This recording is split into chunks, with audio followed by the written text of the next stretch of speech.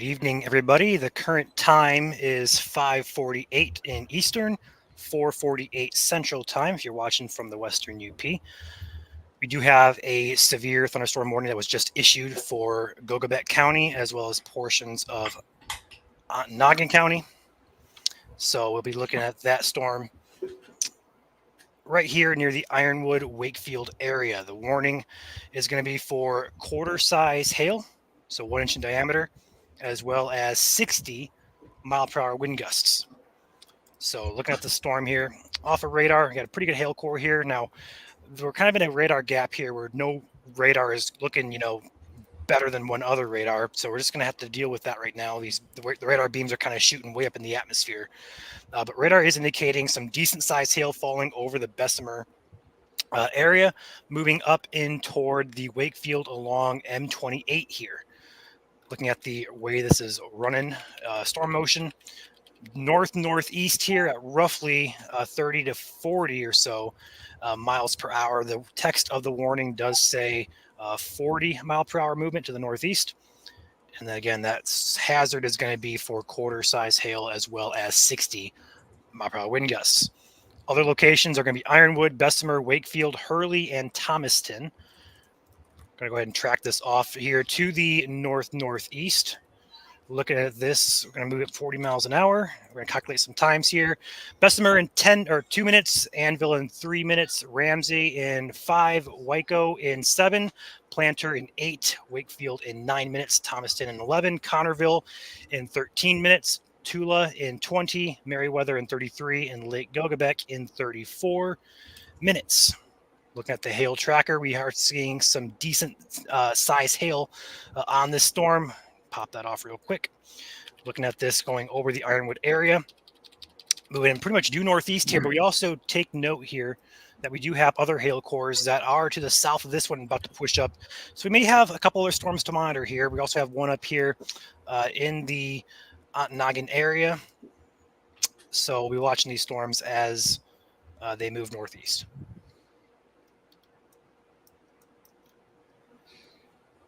Look at the wide shot here back in toward the Wisconsin area, taking a radar back down here. We do have these storms that are pushing up into the western part of the UP. Multiple warnings here through Wisconsin. These are all tracking northeast into that western UP area, south and western UP area, should I say. So we'll be watching these storms for a while here. We're expecting a couple severe storms today. There is that slight risk of severe, so level 2 out of 5. It does include all hazards. I'm going to go over that real quickly for those of you who are just tuning in with us. Looking at the overall category here. So yellow areas, that's going to be your slight risk. That's your highest area of concern today. And then outside that, we do have a little bit of a marginal risk over here toward Marquette, down here toward Iron Mountain, Harris, other areas here. Pretty rural, Felch, Gwynn, Sands, over toward Rock River areas. And then also the risk today, primarily large hail, as well as some damaging wind gusts, but we cannot rule out a couple tornadoes, maybe just 1 or 2 really being possible.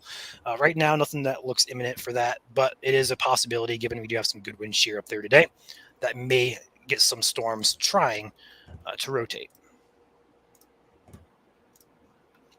And we do have that. Risk categories are what, 15, 15, 2? Last I checked, yes. We can go ahead and go over that here too. So here's your wind risk today. Yellow is highest risk. Then the brownish red color there is going to be your lower risk, but still a risk nonetheless.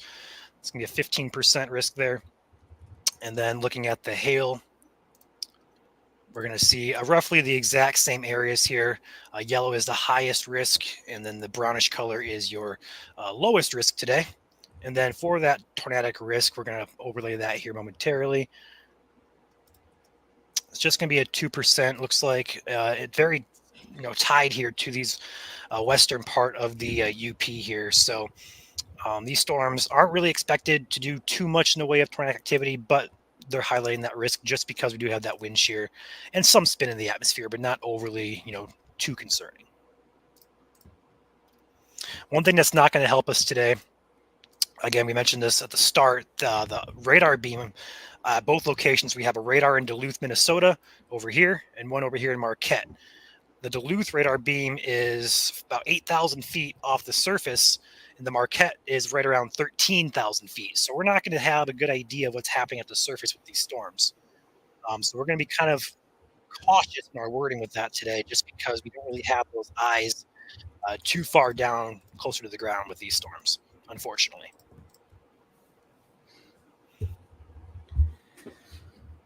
Another tricky part of today is the fact that we have 2 different time zones that we're dealing with. So we have Eastern time, which is all the counties that are not attached to Wisconsin. And then, of course, for those who may live up there that you already know, Central time is for all the counties that are attached to Wisconsin. So you're looking at Menominee, Dickinson, Iron, and Gogabit counties. That's all I had to say. I think there's actually a few people here in Michigan. I mean, honestly, up until like 2 or 3 years ago, I thought Michigan was all in one time zone.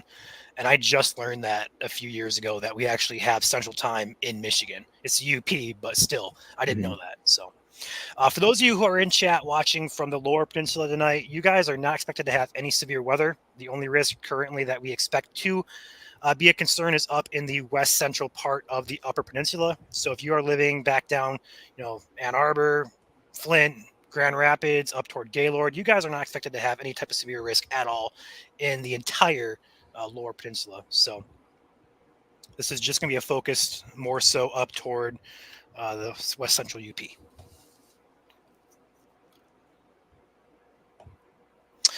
Thank you, Dry Oatmeal. I'm going to go ahead and pull that up. I was kind of back in my mind thinking about that. Let's see if we can get anything interesting to show. Unfortunately, don't have any chasers up there. Most of the chasers that we do have are positioned well south of the UP. I'm the closest one. Yeah. Why aren't you up there, Joel? Yeah. Kidding. Oh, it's like a 7-8 hour drive, so you'd be surprised how long it takes. Only have 2 cameras, one near the Bessemer area near Wakefield and one up toward Lake Gogabek. That's all I see. And none of them have a view right now. So unfortunately, no MDOT cameras. We'll keep an eye on those, though.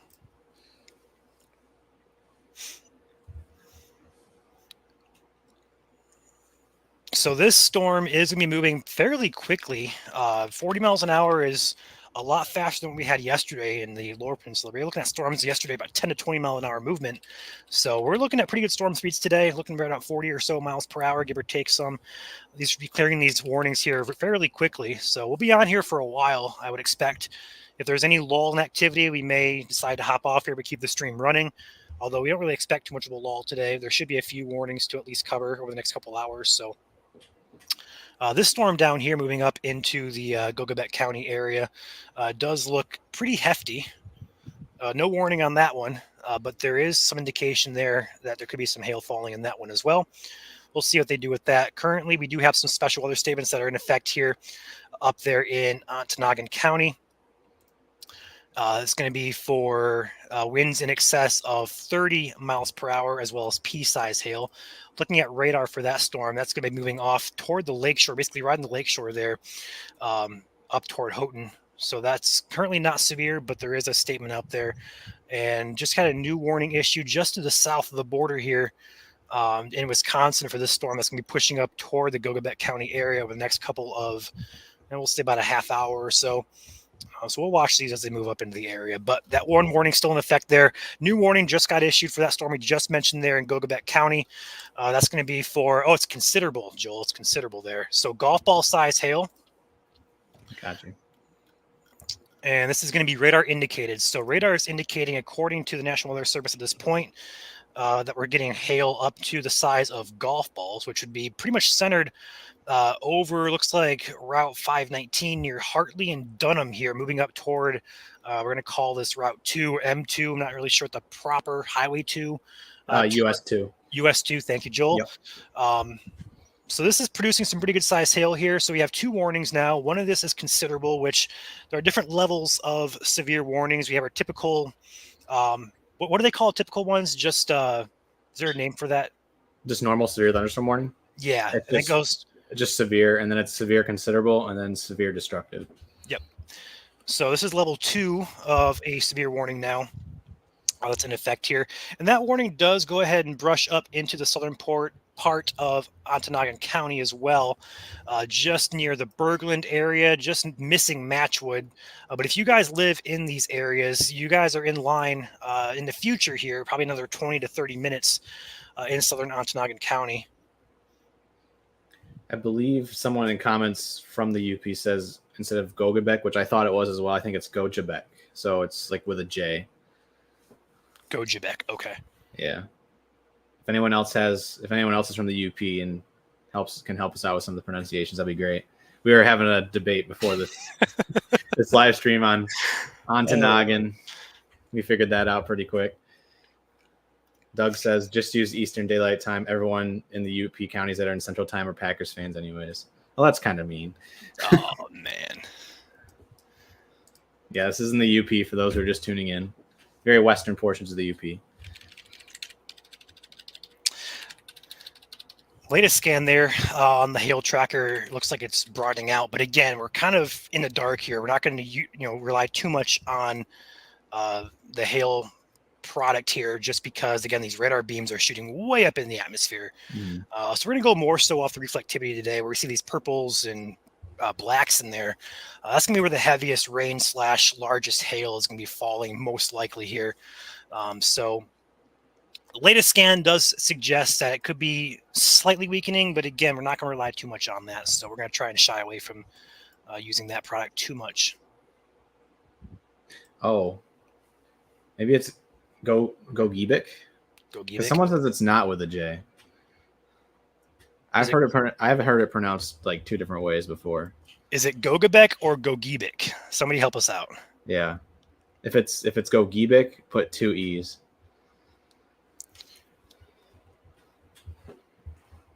If it's just Gogabek, then just keep it as it is. Okay, I'm gonna go ahead and pin the stream up there so we get to go. Perfect. Yeah, and if anyone has UP friends that may be living in this area, especially Western UP today, so Houghton, Marquette, Dickinson County, Ironwood, you guys are all involved in this slight risk for today, so feel free to share the stream with them. We are also live on YouTube for those who aren't able to watch on Facebook, so feel free to send a YouTube link to anyone that may be up there in the UP.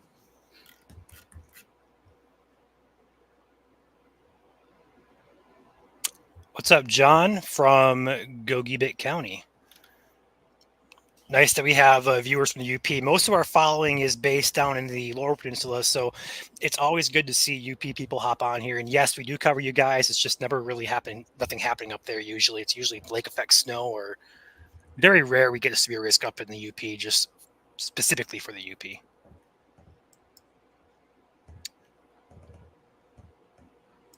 I'm going to take GR2 really quickly here. I'm going to run through some of these products.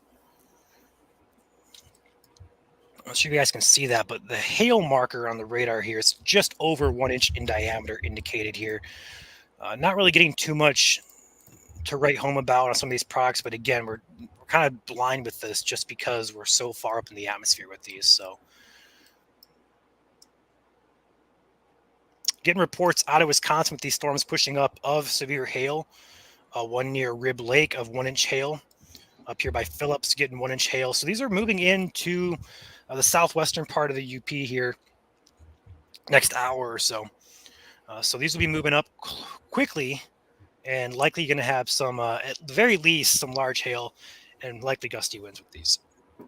So this severe warning is tagged considerable for golf ball size hail. Looks like the bulk of this is about to cross. I lost it, Joel. Is it M2, US Highway 2? US 2. Okay. Yep. Go ahead and do a track on this. Moving at right around 40 miles per hour. Going to move north-northeast toward Bergland and Matchwood at 40. Some areas in the path of this. So Hartley, 2 minutes. Thielers in 12. Ethelwood in 12. Merriweather in 23. Lake Gogabek or Gogibik in 24 minutes. Bergland, 27. Topaz in 32. Matchwood in 36 minutes.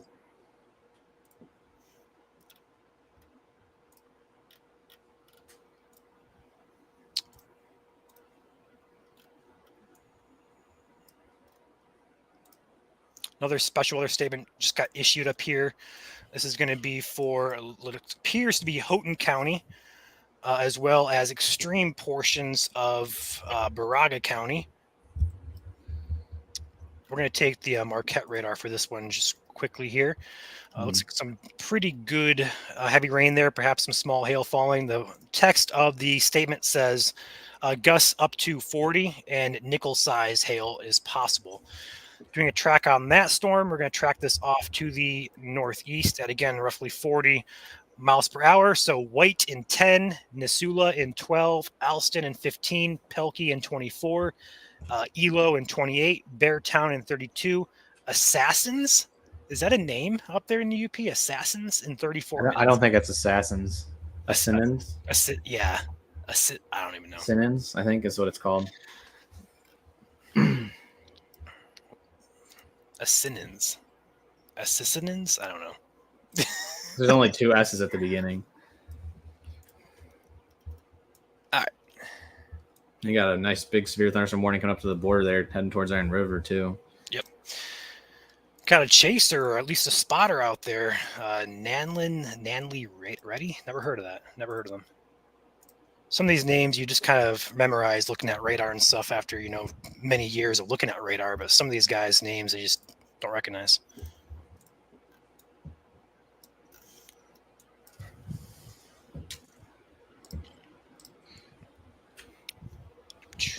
I need some water. Hydration. On a day like today, make sure to get your 2 liters of water in. Indeed. Especially because we're heading into the warmer season. Our bodies are used to winter temperatures and stuff like that. So first couple of warmer / hotter days, it's kind of like, yes, this is Radar Omega. We also use GR2. Joel uses that. I have it pulled up in the background as well. Here's GR2. Both are excellent tools for watching radar and such.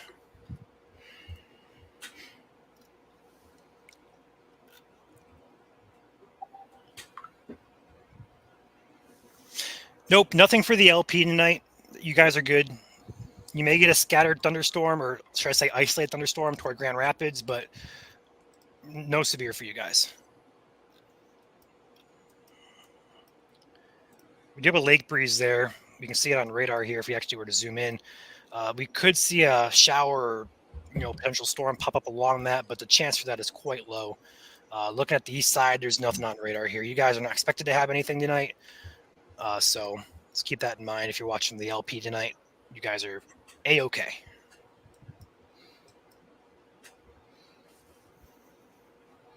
Might get a nice lightning bolt storm over the lake probably after midnight as these showers head towards the lake.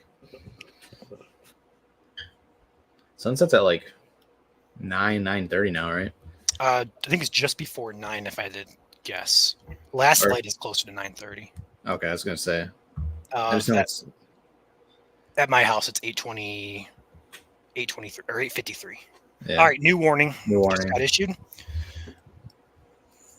It's not popped in yet on my end. All right, this is going to be for Ontonagon County. Ontonagon. Yeah, thank you. As well as very extreme portions of South and West Houghton County. So areas like Ewan. Looks like it's going to be just out of Matchwood here. Looking at other places with this. Ewan, Baltimore, Bruce Crossing, Gem, Paynesville, North Paynesville. That's about all I see with this. Let's go ahead and do a track on that one. This is going to be for quarter-size hail, as well as 60-mile-per-hour winds. We're going to track on that off to the northeast here at roughly 40. Ewan in 3 minutes, Bruce Crossing in 11, North Paynesville in 15, Pori in 30, Russo in 32, White in 43, Nisula in 45. That's kind of getting down the range there, so we'll go ahead and end it right there. So those are the areas and townships that are in the path of this storm currently. Bulk of the concerning area would be basically over the Matchwood and Ewan area. Moving off to the east-northeast here, again at roughly the 40-mile-per-hour range. Go ahead and zoom out on this. Track these. So now I have 3 warnings here in effect. Would not be shocked to get an extension of this storm down here in Wisconsin, heading up toward Watersmeet, Iron River area. Watching that one closely. It looks pretty bulky. It looks like there's some still really good size hail falling here. This warning still continues for considerable. So level 2 out of 3 of the severe warning criteria here. So what that basically means is the storm is not just producing quarters, it's producing golf ball size hail, or could be producing golf ball size hail. And so they went ahead and tagged this as considerable. That's going to be expiring here at roughly 6:30 Eastern, 5:30 Central.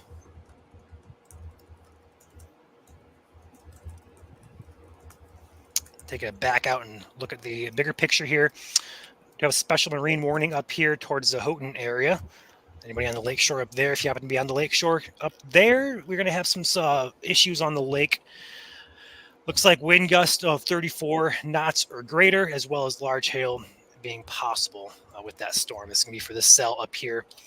Riding the lakeshore should remain over the lake, but that's heading up toward the Houghton area, West Houghton area. So if you guys live in that general vicinity, you guys have a storm coming your way. We're going to go ahead and leave it on the Marquette radar here. We're getting closer to it. So we're 9,000 feet now. Or no, actually, we're not 9,000 feet. Where are we at? Just got a report of 1.5-inch hail out of Iron, Wisconsin, just across the border. That's probably what prompted that considerable warning there for Gogabet County. Mary, this is Michigan. We are in the UP of Michigan. Can't believe it or not. Yep. Radar indicating with that storm just over 1-inch hail in Gogabet County, about to cross into Ontonagon County. I'm going to butcher that so many times tonight, guys. I am so sorry. Ontonagon. Ontonagon. 4 syllables. Oh, goodness.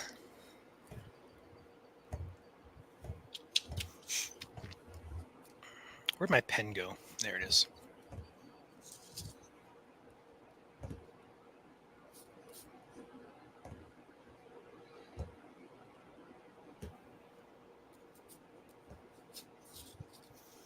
All right. Wouldn't be shocked if any of these storms really get warned for severe. It looks like there's a lot of hail falling with these storms. Looking at the wind velocity too, that is also a concern as well. Gusty winds, damaging winds is a threat to this evening. So any of these storms could be producing those as well. It's just kind of hard to pinpoint where the radar beam again is thousands of feet off in the atmosphere here, so we're not really getting a good picture of what's happening close to the ground. So we're kind of in the dark. Just going to assume any one of these storms could be producing some large hail as well as damaging winds. Although rotation should be pretty easily detected here, given that the storms have wind shear to work with. So mesocyclones would be pretty much deep into the atmosphere, so we should be able to see those on radar fairly easy. So we'll see that if anything happens regarding rotation.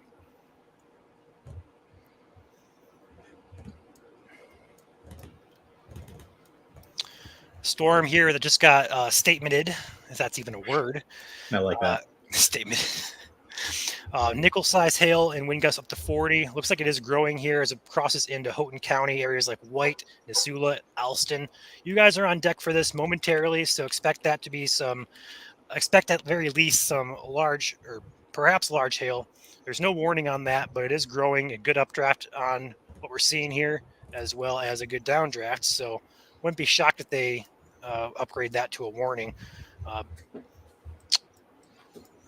The storm to the north of that looks like it's also growing in intensity near Winona. This one up here riding the 26 corridor here, northeast of Greenland, moving up toward Toivola. That sounds like Toivola. Statemented, yes, Zachary. I don't know if that's a word or not, but we'll use it now. We'll copyright it. Pretty active. We went from no warnings at all to a bunch of warnings and a couple statements here. So really big uptick here. Hopped on right as it started increasing here. So we'll be on here for a while.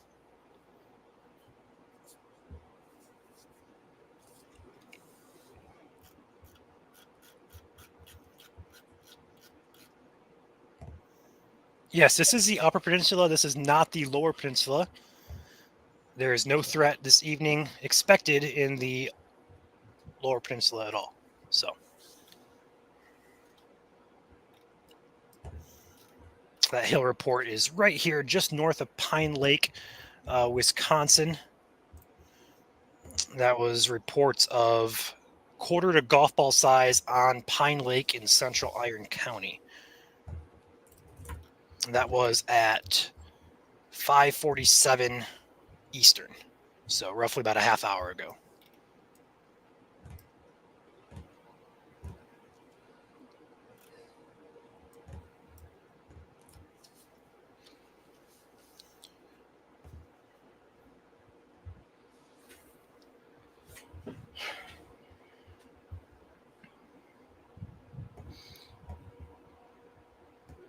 It's really interesting because they're all kind of individual cells at this point. They're congealing a little bit, but you will have breaks in between each storm, just not the greatest of breaks. And wow, and I'm looking at GR2 right now in Vilas County, Wisconsin, for that severe thunderstorm warning headed towards Iron River and Watersmeet. It's quite the hail core there. Yeah, I agree. We're getting blacks, and that's 60 dBz right there. 70 dBz actually on this radar. Holy cow. Yeah, 70 dBz. That's insane. All right, the warning, the first one that got issued over here in the county of Gogebec or Gogebic. Still don't know how I don't know how it's pronounced, but near the Bessemer area, that is expired. The storm has moved out and more so into the Ontonagon County area near Bergland. We'll see if they put a new warning on that or not, but the bulk of the hail core looks to be in the warning here. That is considerable, and that's still being continued. Expires at 6:30 Eastern, 5:30 Central. Christine, that should be well east of that area. I believe Newberry's over on the east part of the UP, if I'm not mistaken. Newberry's along 28. Right here. Yeah, right here. Yep. So you guys are good over there. This threat should remain off to your west. For now, but we'll keep tracking it.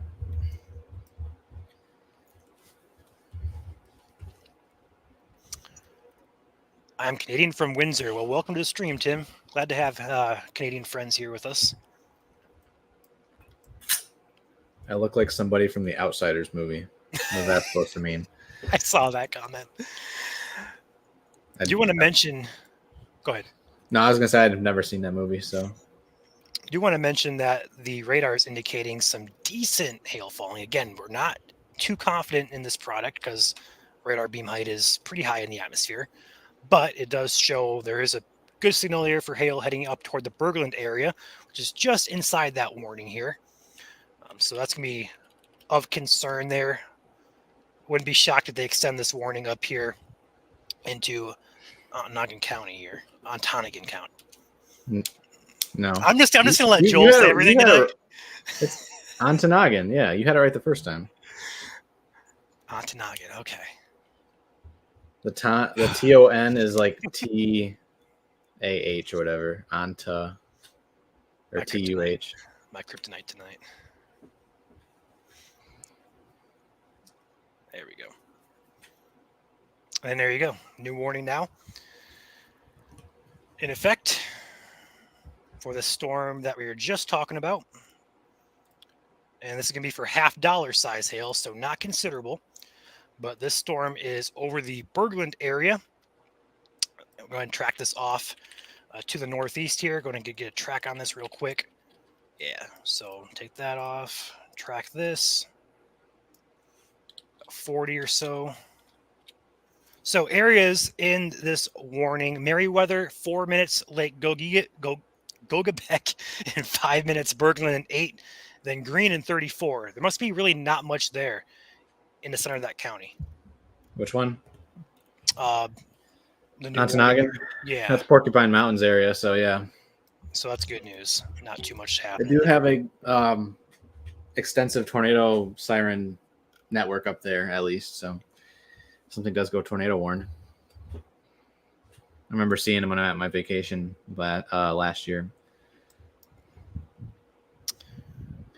Radar Baraga County is Baraga, I think, according to chat here.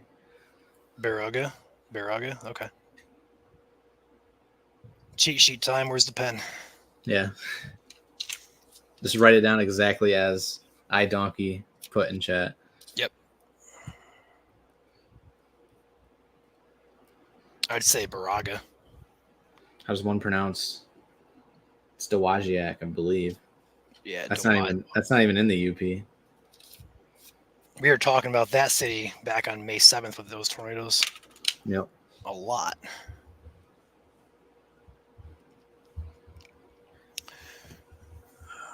So we only have one considerable and 2 regular severe in Michigan.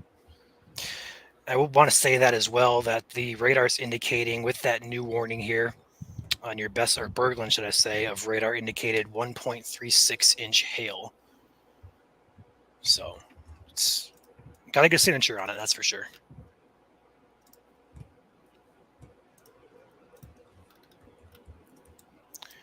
This one's moving pretty slow. Just got a report out of that storm heading up into the Watersmeet area of 1-inch hail, but it's moving fairly slow, looks like.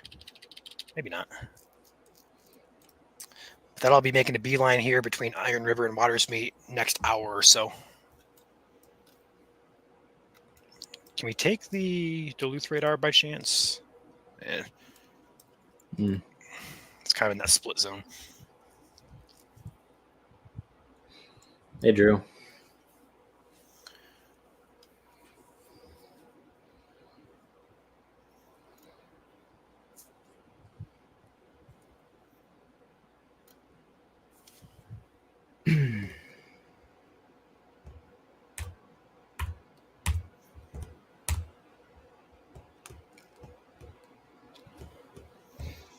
Let's see, cloud tops on these are pretty tall today.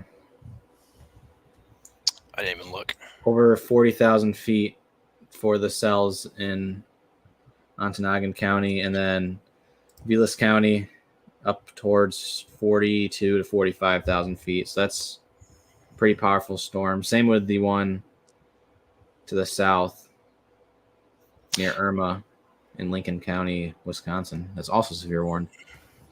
Just got a report from the Bessemer area of 2-inch size hail, which would be egg size. The report says pictures and videos of large hailstones, time estimated by radar and size estimated by photos. So that was with that first storm that got warned. Looks like the hail is up to 2 inches in diameter. Would that be significant, or is it over 2 inches? I think 2 inches is significant. Okay. So that would be, if we were to go back to that storm, that would be roughly that first warning here. That right about here, it looks like. And that storm didn't even look that impressive compared to what these other ones are doing now. So we could have some pretty good size hail falling in this storm. The warning here is for $0.5 size hail in Ontonagon County. It's funny, we have 3 warnings within that county right now. If we were to zoom out here, we got 1, we got 2, we got 3.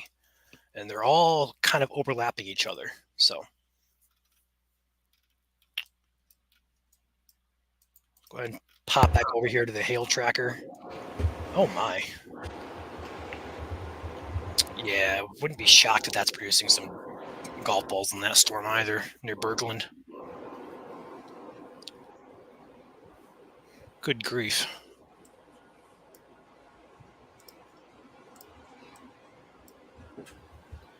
I looked up The Outsiders is a 1983 film. That's probably why I haven't seen it. I was born in '99. Everyone.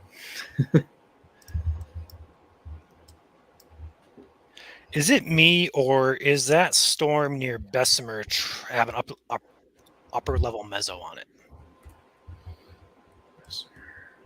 I'm sure it does somewhere back in there, but it looks like it's trying to Hold show up. back up on radar here. Let me go to flip to your GR2 product. Where? Oh, I just switched it back over to Duluth here. So look at Duluth. That's 8,000 feet. I'm going to look at this one real quick.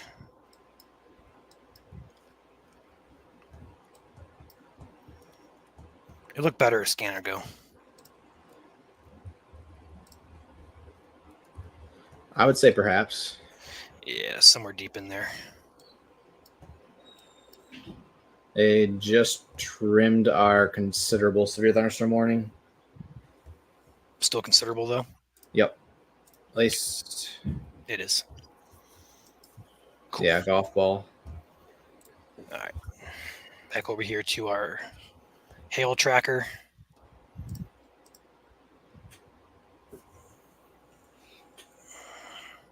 The one up here in Houghton County is looking decent as well, heading in toward Pelkey. Other areas, Hazel. The good thing about the UP is it's pretty sparsely populated. We're not looking at too big of population centers, which is good news.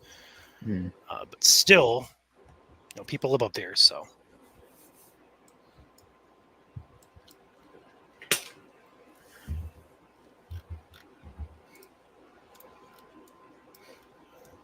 All right, go ahead and animate this down to 7 frames. Just going to let that roll for a second.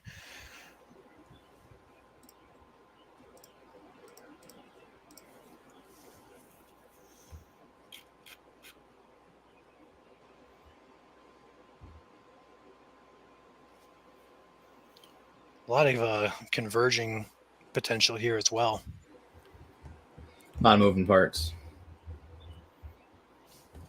Gonna check mezzo. Yeah, I'm going to do the same.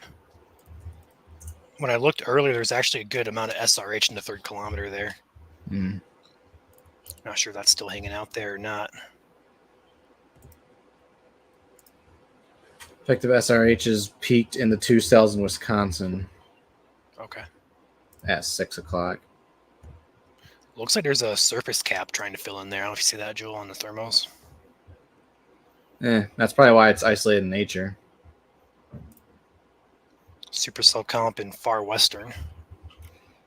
Photographs are slightly curved. Best photograph downstream northern Wisconsin, northeastern Wisconsin. So definitely the counties along the Michigan-Wisconsin border. We'll have to keep an eye on.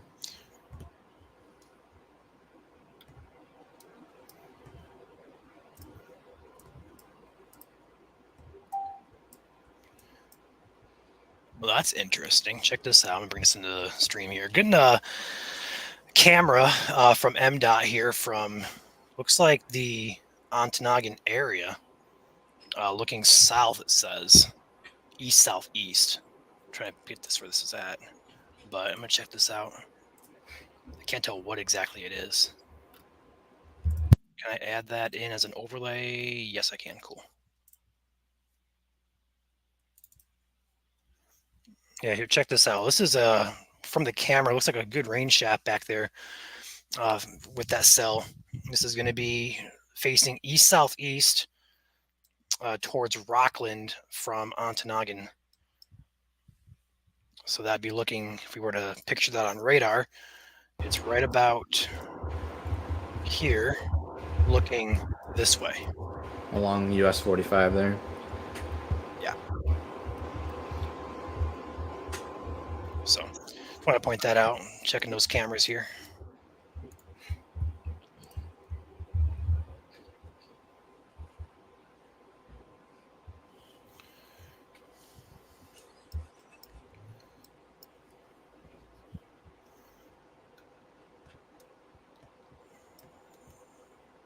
There's really not one dominant cell right now. It's like they're all decent looking, and they're all just a mess. There's nothing. Oh, new warning now. Why it's a smaller warning? Why they put that's? There's already a warning there. Bruce Crossing. I've been there. So they put a box in a box, essentially. I believe that's because that one's expiring at 6:30. Okay, that makes sense. So new warning here just got issued for Ontonagon County as well as southwestern Houghton. Don't see any towns listed in the Houghton warning areas. Go ahead and zoom in here. Pori, near Frost, but just missing the Frost area. This is going to be for the storm moving up into Houghton County next couple of minutes. Storm motion here is still east-northeast at roughly 40 or so miles per hour. Is this turning into a bow echo back here? This might be a bow echo trying to form back here by Matchwood. Yeah, I'm going to say yeah. Got some range folded issues going on right now too. What's up, Ryan? Showing a mezzo on the right storm. What we're talking about, this one just went warned. Is that what we're talking about here? What you're likely seeing there on radar is a hail core falling there. You can get some different velocity signatures. Not seeing rotation with that one, but as Joel just mentioned, we have some range folding issues. Is that what you're answering, Joel? Is that what you're answering to? Maybe, I guess. Because I was looking at the velocity here. I see it's range folded.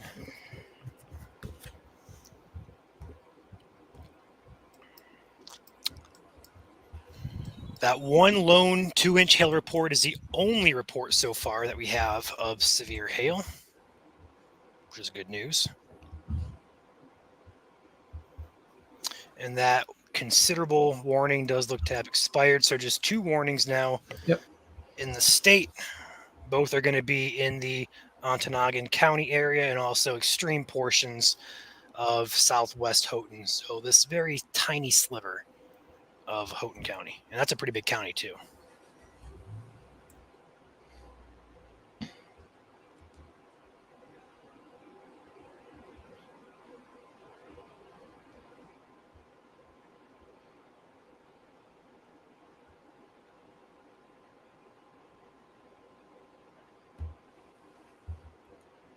It looks like it is turning into a bow echo here. We're going to wait a few more scans to see if it gets organized or it's just one of those, things emerging. If you look on the, check this out, Joel. I'm not sure if you see this. There's a new warning as well. In between. Oh, I see it now. Again, Ontonagon County.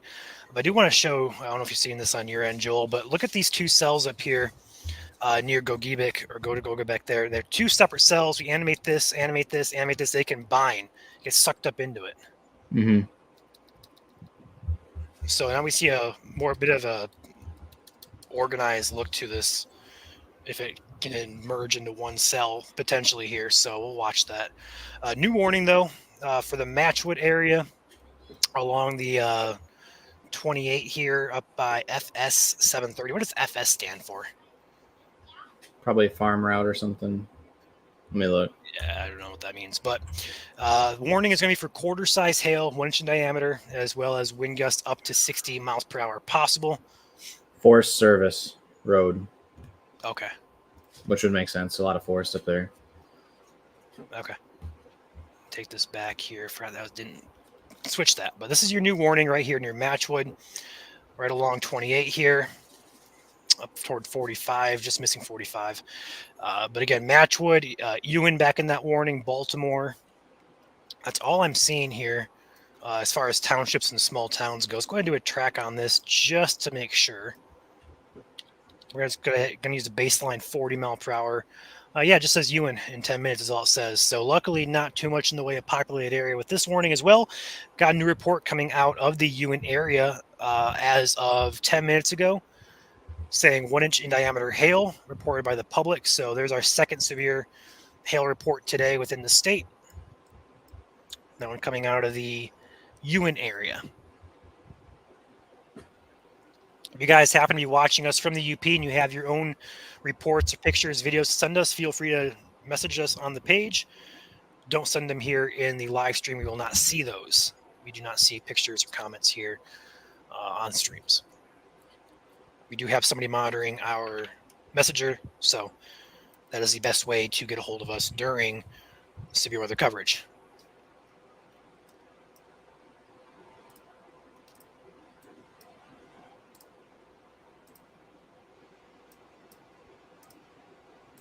All right, so 3 warnings in effect here. All are within the Ontonagon County area. Then there's just one in the southwest corner of Houghton County.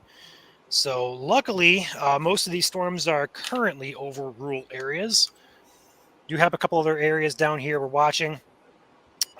In Wisconsin here, heading up toward Iron River and Watersmeet. The storm looked stronger back here, and it looks like it is weakening just a bit. We'll see what that does as that heads pretty much directly toward, we're going to say Iron River here, just if not close to it.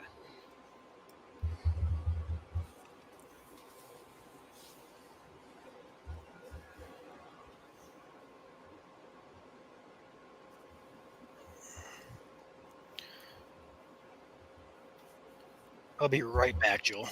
Okay.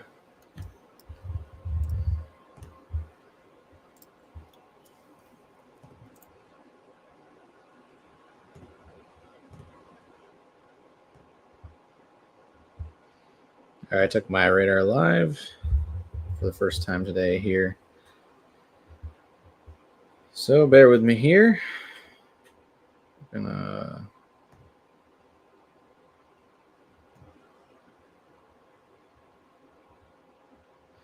full screen it. Actually, no, we're not. That doesn't work. A little bit of stronger wind starting to appear here just north of Bruce Crossing here. South of Rockland. Heading into southern Houghton County. There's a lot. Oh, I just got to zoom in and see all the towns.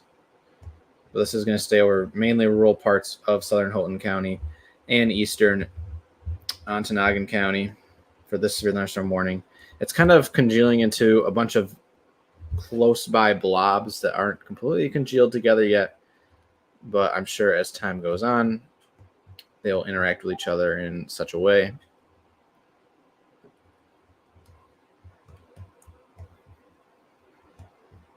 And we're still also watching this tall thunderstorm down here in Vilas County, Wisconsin, heading towards Conover and Phelps, Land O'Lakes area, and Watersmeet.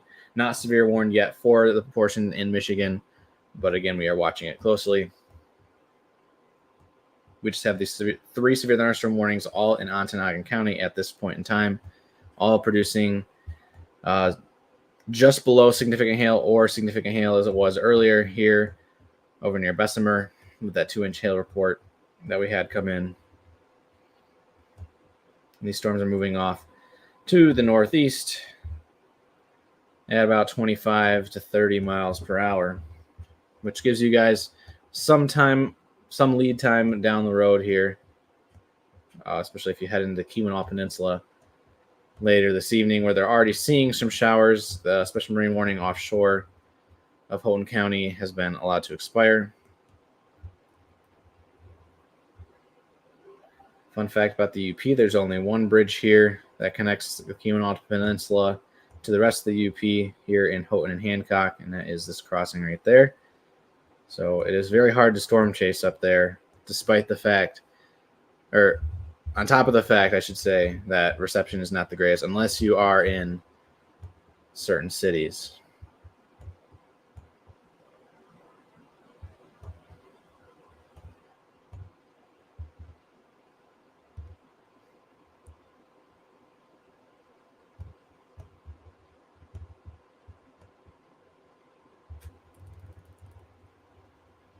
Thunderstorm warning has been canceled for Vilas County. So looks like it's gone below severe limits. I did have a 50 mile per hour wind gusts there earlier. Still have to watch out for these storms here in Lincoln County, Wisconsin, which are heading towards Dickinson and Menominee counties near Iron Mountain in Norway. Soon to be in the next couple of hours. However, the severe risk only goes up through western and central portions of the UP. As the day goes on, the severe risk will start to diminish a little bit. But for now, we are watching this heightened severe risk, which continues for Western UP.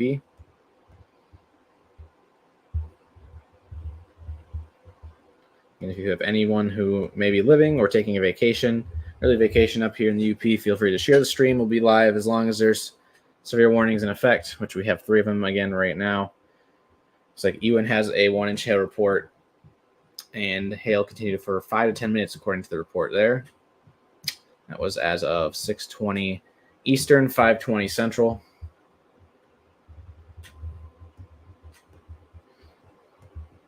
UTC time is 4 hours behind East, or 4 hours ahead of Eastern. So currently it is 22:39 UTC. It's also 5 hours ahead of Central. So often when we talk about Zulu time or UTC time, that's the same thing. We'll reference it on occasion when we're looking at radar updates.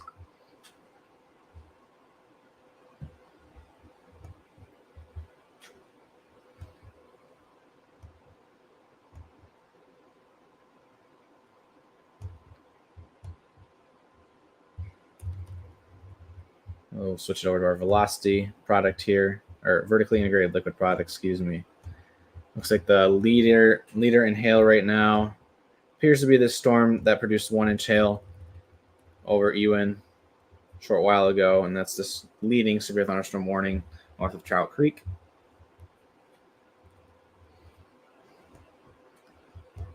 Other than that, 60-mile-per-hour wind gusts are mixing in at occasion, but again, this beam from Marquette, which is 2 counties away, which the counties in the UP are a lot bigger than the counties in the lower peninsula.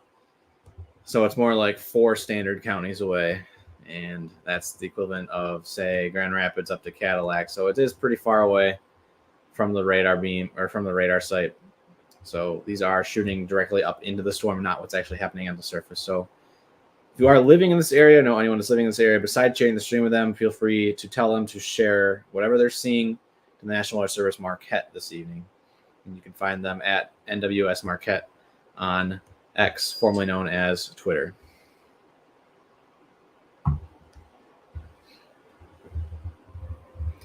I'm hearing the background. Oh, sorry. I'm hearing the background, Joel. I just want to say that we had another report of ping pong ball size hail near Bessemer again. So, gotcha.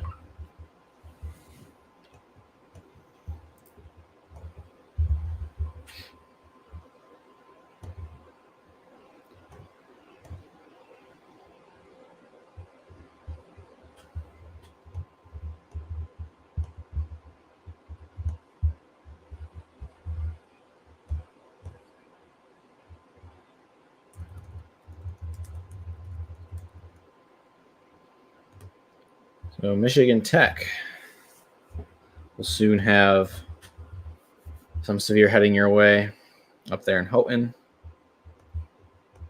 Northern Michigan University in Marquette, you are down the road probably around 8 or 9 p.m. this evening. It's got a long ways to go. Let's say probably closer to 9 at this point. Again, storms are moving 25 miles per hour. So we don't like to say snail's pace because a snail doesn't move 25 miles per hour, but it's a light jog.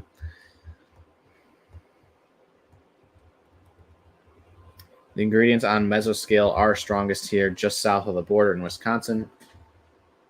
So as the front moves off to our east, and those ingredients also move off to the east, they're heading towards Dickinson, Iron County area. So Iron Mountain, Norway, Crystal Falls, Alpha, Foster City powers down towards Daggett and Stevenson here in Menominee County, which is all in Central Time. Monday and Tuesday, we will cover that probably tomorrow night. I'm not sure if Ryan's still here, but I believe we're going to be doing our Sunday night weekly. Yes, we will. Okay, cool. So we got a lot to cover for Monday through Wednesday this upcoming week for all of Michigan. Severe thunderstorm warning has just been trimmed as it has taken a little bit of a left turn here in Ontonagon County. Warning text reads as follows.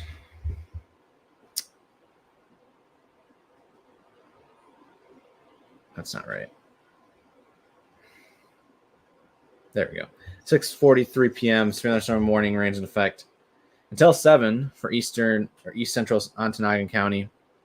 At 6:42, severe thunderstorm was located 9 miles south of Mass City, 22 miles southeast of Ontonagon, moving northeast at 25 miles per hour. Hazards still 6-mile-per-hour wind gusts and quarter-sized hail, which is 1 inch in diameter. And this is all radar indicated. No public reports, although I beg to differ because they did have that public report out of Ewin. But again, that was about 30 minutes ago now, so nothing has been confirmed since. So we don't know actually if something is still falling there.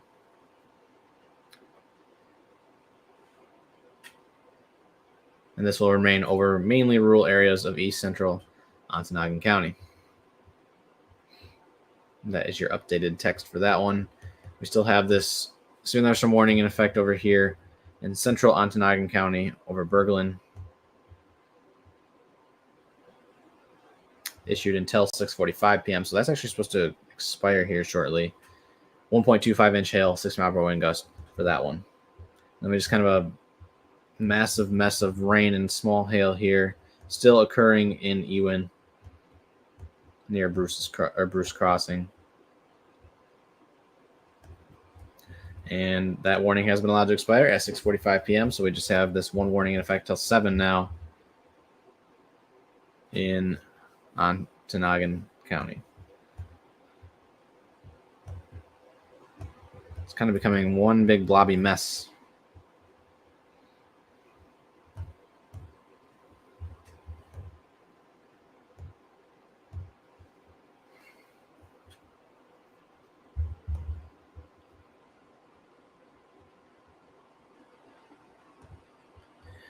Also, we kind of mentioned this yesterday in our live stream when we were doing the Lower Peninsula storms for Elkona and Lapeer County. But if you have the app called MPing, you can report hail sizes in that as well. Kind of just as an extra measure that the National Weather Service would see if they don't see your message to them on, say, X or Facebook. So MPing app is a great way to go about reporting hail, wind, even other damaging severe reports such as tornadoes, wall clouds, and damaging wind such as large trees.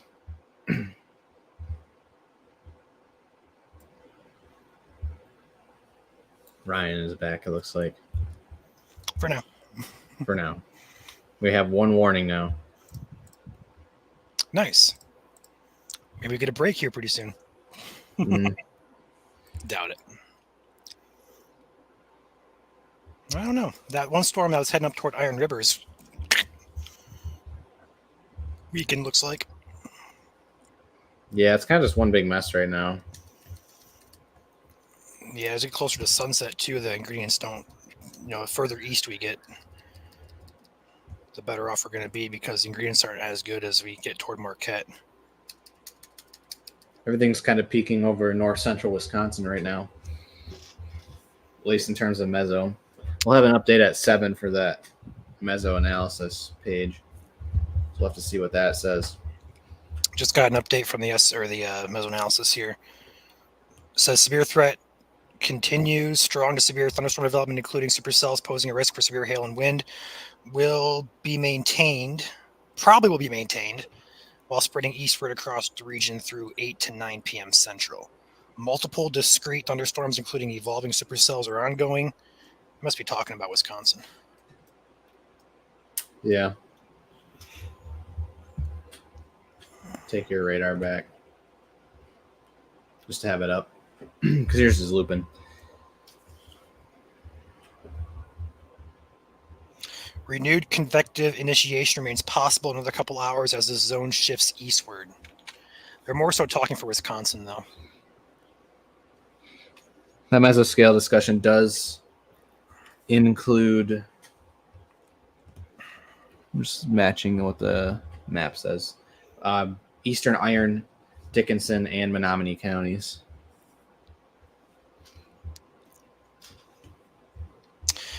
Yeah, so these storms, roughly for right now at least, have been on the downtrend, but this is not likely going to be the case. We're likely going to see an uptrend here again, if not with these storms, and ones off to the south that are going to push in towards that southwestern corner of the UP. These are still in a really good environment here. Storm fuel's good. Wind shear is okay. Like, we're looking at ingredients here for these storms that look decent, and it still is decent. So give these storms some time. They'll likely go through these phases of weakening, strengthening, so on and so forth. It's not over yet. We have that one warning still here in Ontonagon County, near the areas here. No really townships shown up here, but near Pori, Russo, or Rossau, depending on how to pronounce it. That's the only area of concern. That storm's about to move off into the Houghton County area. So very small warning here. That's all we have a concern for as of right now. And that looks like the latest scan there did look like it's weakening just a bit. So other than just a lot of lightning and heavy rain, some hail, there's not much currently going on. Appreciate you, Red Dozer. Always appreciate your contributions to our streaming, to our page in general. Appreciate the support. Thank you, Red.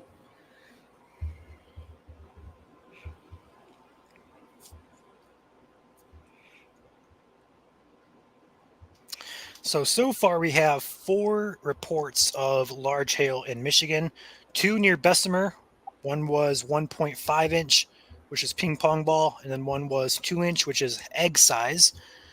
We also have 2 actually near Ewan, looks like, or just one near Ewan. Where is the 4th?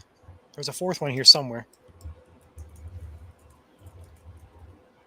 Get that for you here momentarily.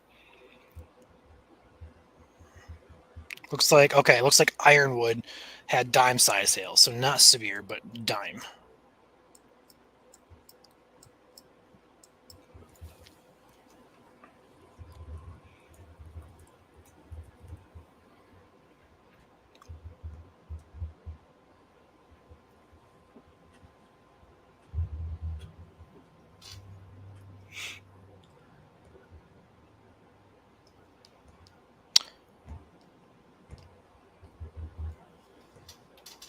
Would imagine they're going to let that expire here. Yeah. Fairly soon.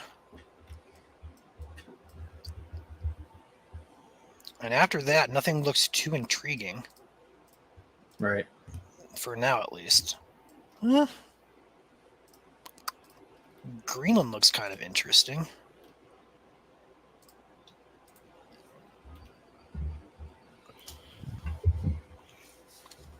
Marquette just tweeted, storms are ongoing over the western UP. Continue to move east this evening. Strong winds, large hail still possible. Kind of just a subtweet the Storm Prediction Center and what they said with their mesoscale discussion. Check out that cell near just north of Rockland near Greenland. Check out the velocity on that, Joel.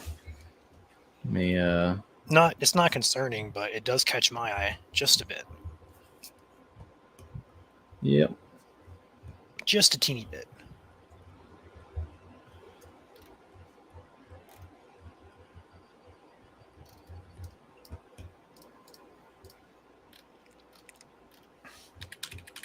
Sure, some good cloud structures going on up there as well right now.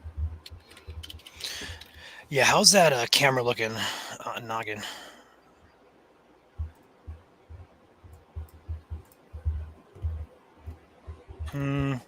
No view.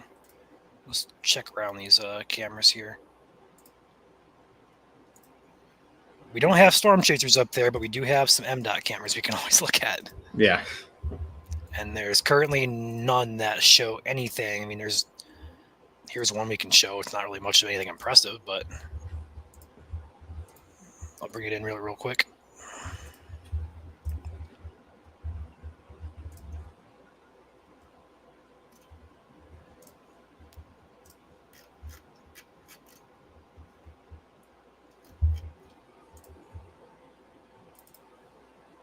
Here is a camera that is out of, where is this? Trout Creek and Kenton areas, just to the east of 46. trying to figure this out where it is on the map. I don't see it. Where is this at? Oh, we're way back here. Okay, that makes more sense now. Anyway, there is what it's showing right now. Nice little elevated shower, looks like. With that, not too impressive, but it is a view nonetheless. So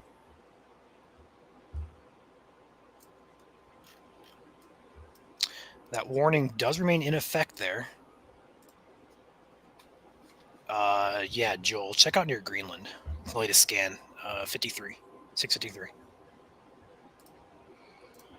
53. Yeah, it's. I'm still waiting on that. I have base reflectivity, but I do not have. Okay, I'll bring it in Oh here. yeah! Wow. Yeah. So, hey guys, we're looking at a little bit of an area here near Greenland. We're going to watch this close. Last couple scans, it kind of goes from nothing. We start seeing these off-colored grays, and we start seeing some reds there with the green intensifying. That could be signifying just a bit of rotation picking up there near Greenland. Luckily, the area it's going to impact looks to be pretty rural, but over the past couple, it's heading for Winona. yeah, it looks like it's going to. Might have a little bit of a hook there trying to develop on radar here too. So we're going to keep it on GR2 here. I don't know if I want to take yours, Joel, or you want to leave it If mine, you want but to, it's I would say it's at 6,700 feet, so it is still pretty far up. right. So But just it would be indicative of like an elevated meso. Right. We're going to keep it here. We're going to watch this.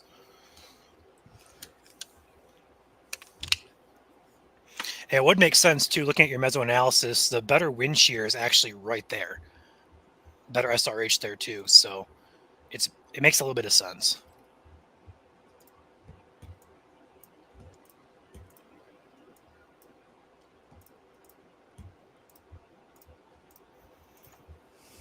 That warning's still in effect till 7 p.m., so it's got 5 minutes at the most.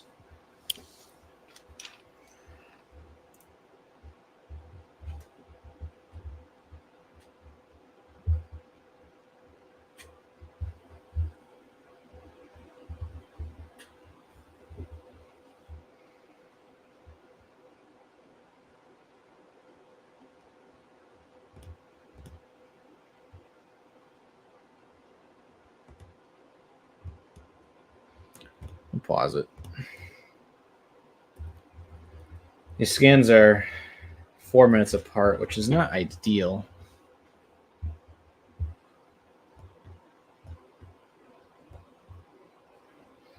I would say it's probably valid for at least a severe thunderstorm warning with 60 mile per hour winds possible,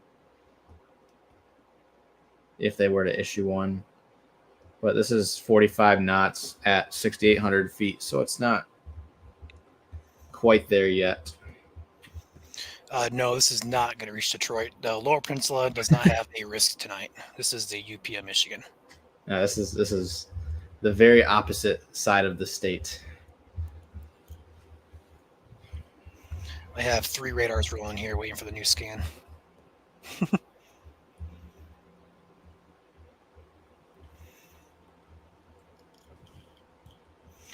Which is it going to be, Omega, Scope, or GR2? We'll say it's not rotating in all tilts. So I rocket back and forth here.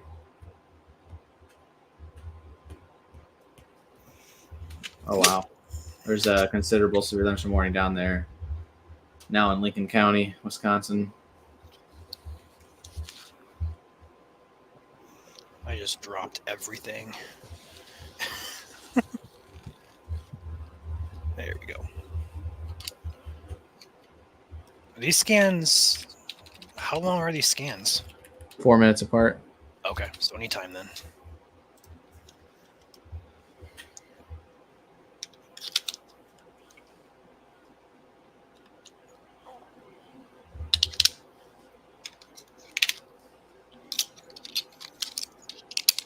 There we go. New scan, not much to note. It's in the range folded. Yeah. So is my radar live or yours? Yours. So you can kind of see these purples here. That's basically what we call range folded. And that is when you have pixels returning, or when the beam gets sent out and the return data is interfering with the data that's also being sent out at the same time. You have two pixels in the same spot, and thus it's creating really bad data. And so what they do is they just put a purple pixel over it and call it good, basically.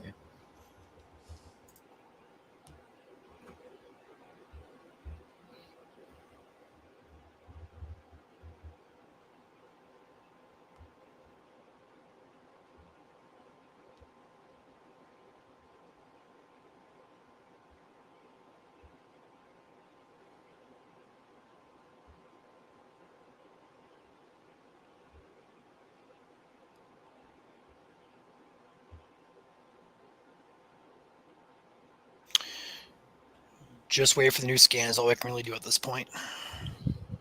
There's not much else happening. That warning is still in effect there for the Ontonagon County area. For But the one more storm minute. the storm has moved out and that'll likely expire here. And when that does, if it does, assuming it does, we'll have no warnings in the state.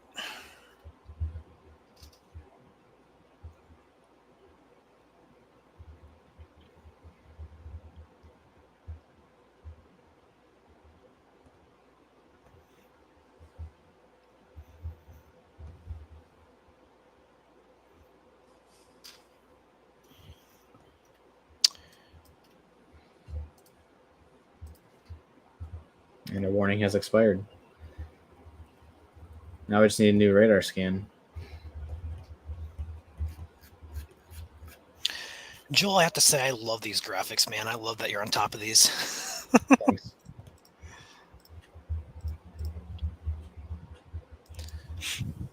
Joel is the one who cooks all of our graphics up. So a big round of applause.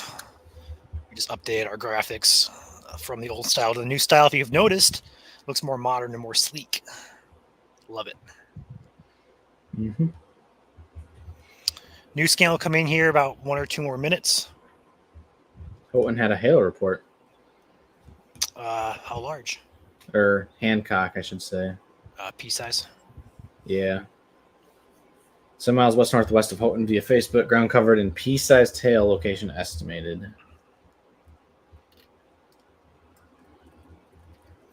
That was the cell that was up here around 6 o'clock this evening, so that was about an hour ago.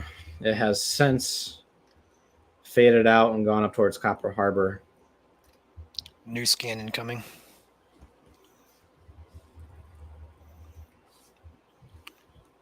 Omega actually does the scan as it scans.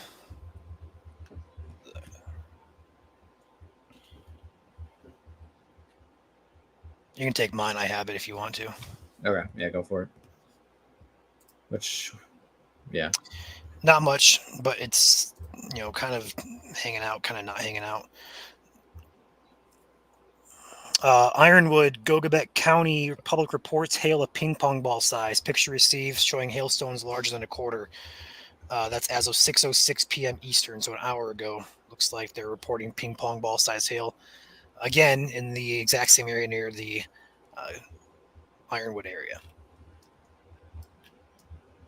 It does look like I don't know if it's just me, but it could look like it's trying to, like a comet head trying to do something.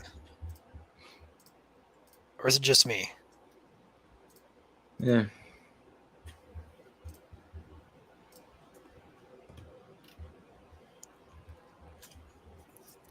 On the live cam Mackinac Bridge, it looks like the bridge is covered in clouds. Probably a lot of fog there. Because you got to remember, with this time of year, the lake water is cooler than the air temperature, and you can get the difference. The temperature there creates some dense fog along the lake shore. It's not uncommon to get that. We'll say that looks like there's some sort of microburst or downburst occurring right along the Lake Superior shoreline here in Baraga County, extreme northeastern Baraga County, as that heads kind of near Big Bay into Marquette County. I just noticed that, Ryan. I don't know if you have that. Yeah, right there. Looks more intense on my GR2. I'm picking up 30 knots of wind at 2,500 feet, so blow some trash cans around.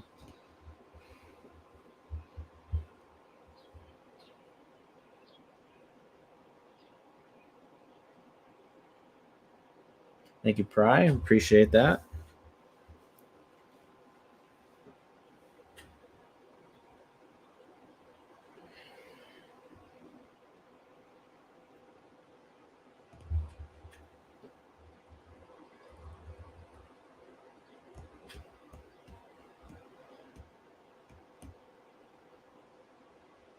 We'll have a live video update tomorrow night, potentially, or probably will happen for the severe weather coming up Monday through Wednesday.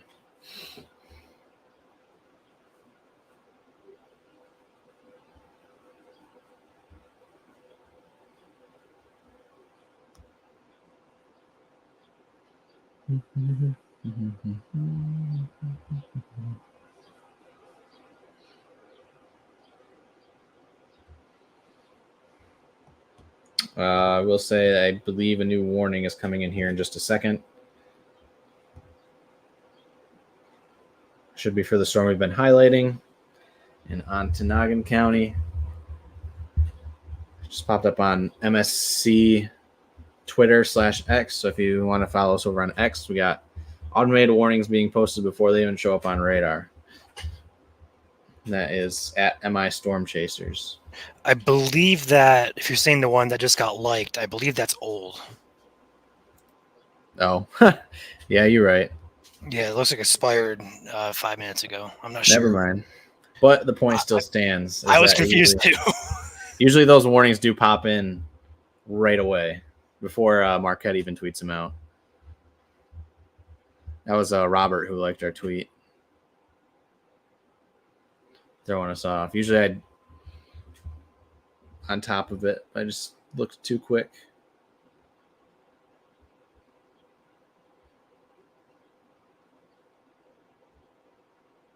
Oh, Kevin is our new Patreon subscriber. Thank you, Kevin.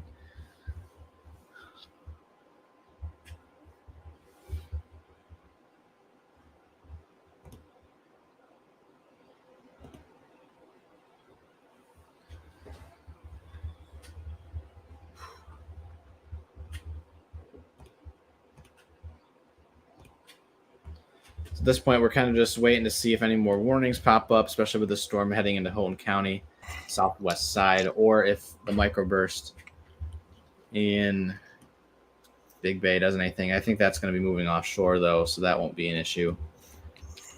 Yeah, it's kind of like riding the lakeshore there. Yeah.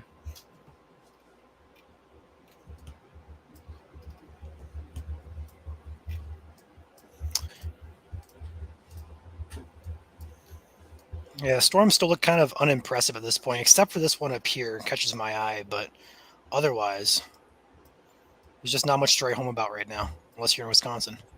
Mm-hmm.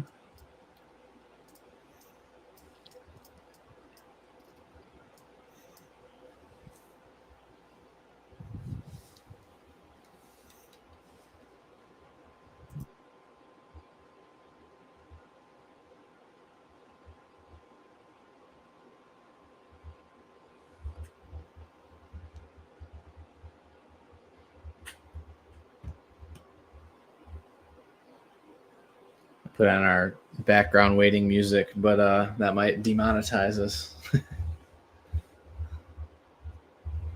Severe Storm Watch still in effect, though. What time does that go in effect until?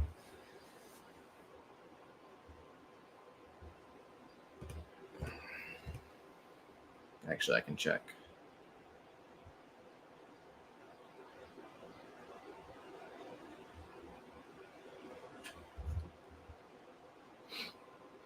I'm muted. Oh my goodness. I didn't know I was muted. I'm talking to you like it's 11 o'clock. It's 11 p.m. Okay. Eastern. I remember everyone, the watch is different than a warning. Watches, the ingredients are there for severe thunderstorms to occur. Warning is the ingredients have come together, and a severe thunderstorm warning or severe thunderstorm is currently occurring based on either radar data or ground truth, which again, ground truth is very important, especially on a day like today where, um, population is very sparse up there in the UP. So again, if you know anyone that may be in the UP this evening and could be benefited to the stream, feel free to pass along the link to the stream or just the link to the page.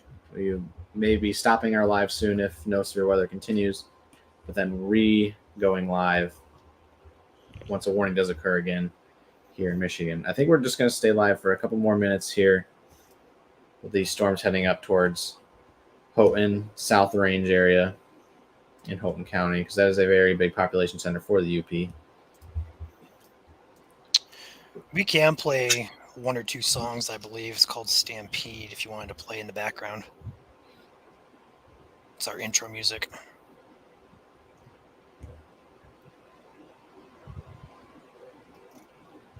We won't get a check mark. We shouldn't.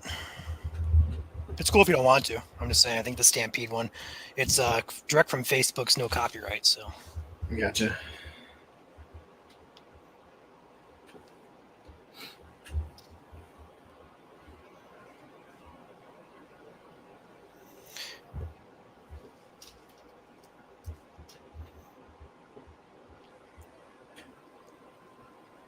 There's your new scan.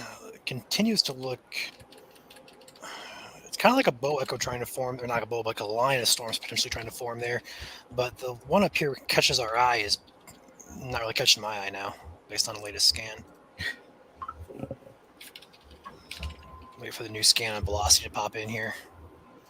And that downburst over here towards the Aura, Big Bay area along the Superior Lake shore is still there, and there's the latest scan. Looks like that's weakening here as well. So, just not too much out here to write home about. For now, at least. It looks like an embedded mezzo starting to pop up just south of Winona, actually. Right here.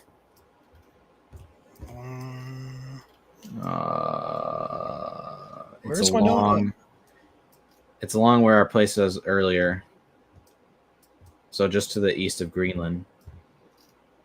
This one right here? Yeah. I can't find Winona. That's going to bother me now. Where is this place? Along 26. Yeah, it's right here, but like, where is it? Oh, it's on. Why is it on GR2 but not Omega? I don't get that. Oh, well. Again, these are all really small towns out here.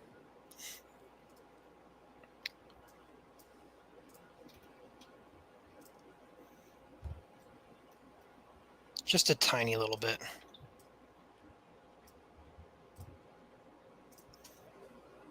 No problem, Julie. Michigan is Michigan, no matter where we cover. We get asked all the time, do you guys cover the UP? The answer is yes. It's just that we don't have too many severe weather days up there. It's displaced oftentimes from greater instability, wind shear, etc. So most of the times we're focusing on the lower peninsula, but we do cover the UP as well.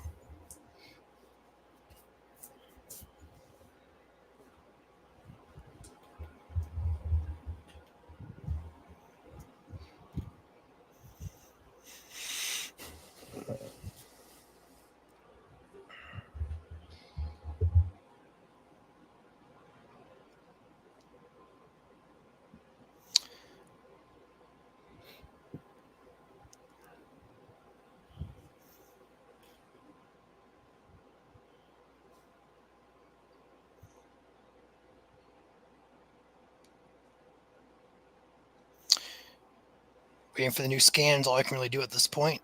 Not too much to talk about, which is good news. These look like, they just look pretty bad, honestly, on radar, except for that one. How's our ZDR looking? Oh, we should have a new environment mesoscale analysis that just popped in. Yeah, you're right. Yeah, it did. Surface Cape.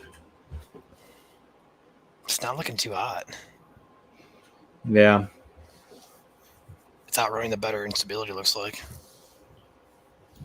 Or is about to. We can actually display this live because why not? Explain to the viewers what we're looking at here. Oh, it still hasn't updated yet Oh, for some reason. it has on Give my me- end. It says 20. It says 2300 radar, but 2200 meso. So how the radar's updating on the meso, but the meso itself is not updating on the meso. Got it. I learned something just now. Yeah, you would have pulled up the old one. Yeah, I'm looking at 2300. I'm like, oh yeah, here we go, 7:00. Nope.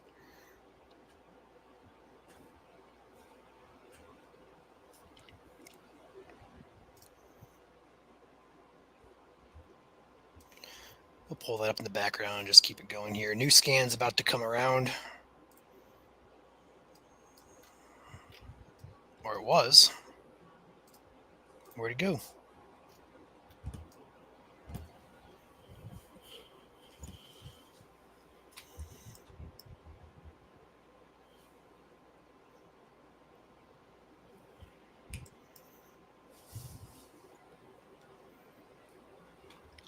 Looks like you just got it there, Joel. Hmm? I think the scan just popped in on your radar. I saw an update behind, unless you're playing with it. Still not a whole lot of action going on. Okay, mine just did too. Got it. So I got this considerable one though down here in Langlade County. Oneida, I believe, is how you pronounce that county. Not sure, or it could be Oneida. Wait. Oneida. Oh, hold on. I may know. Oneida. I gotta see it to believe it. Where is this at? In Wisconsin. Oneida. There's a road name where I live. Cover them. There's a road name where I live, or close to where I live, spelled just like that, and it's pronounced Oneida. It could be different up there, but here, right down here in Lenawee County, like how Charlotte and other states is Charlotte for us. Another report of egg-sized hail coming out of, this is old, this isn't current, Ironwood, 2-inch hail. So once again, another report coming in. But overall, these storms have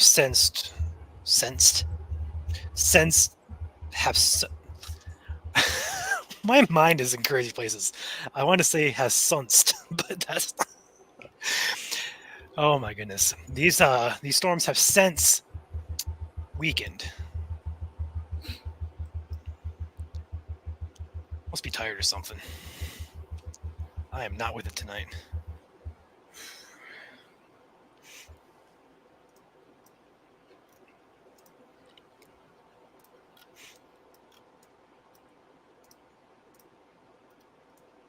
Not too much. I mean, there's lightning, but it's not widespread lightning like we saw yesterday. No, not or at all. Copious amounts, I would say. But there's definitely lightning involved in these storms, but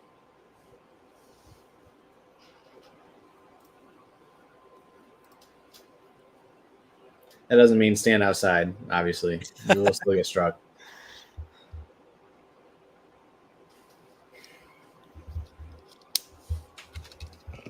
There is a lake trout tournament happening this weekend in Ontonagon. How does it look for tomorrow? You should be just fine for tomorrow. I'm going to double check, but you should be just fine.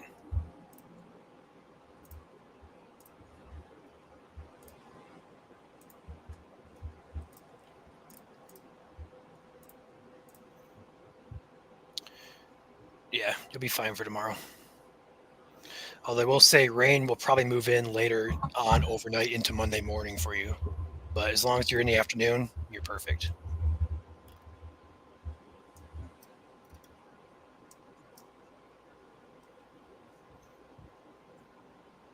Nope, Meso did just update.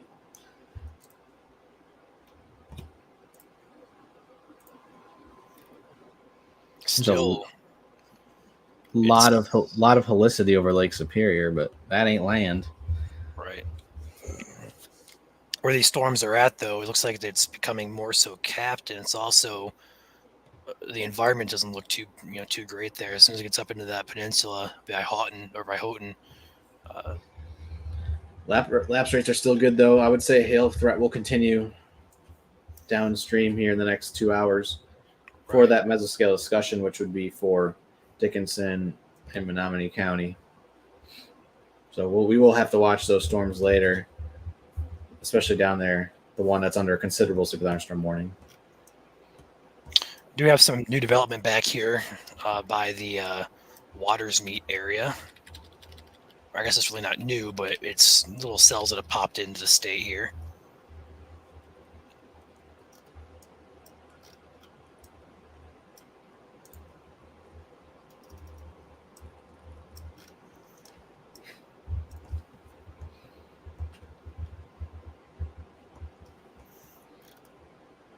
Cloud tops up at 35,000 feet at most, especially with that storm in Houghton County.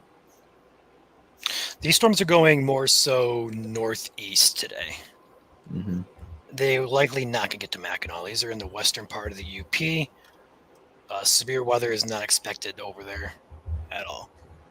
If I were to overlay the SPC risk area for tonight, it cuts off roughly right around Marquette.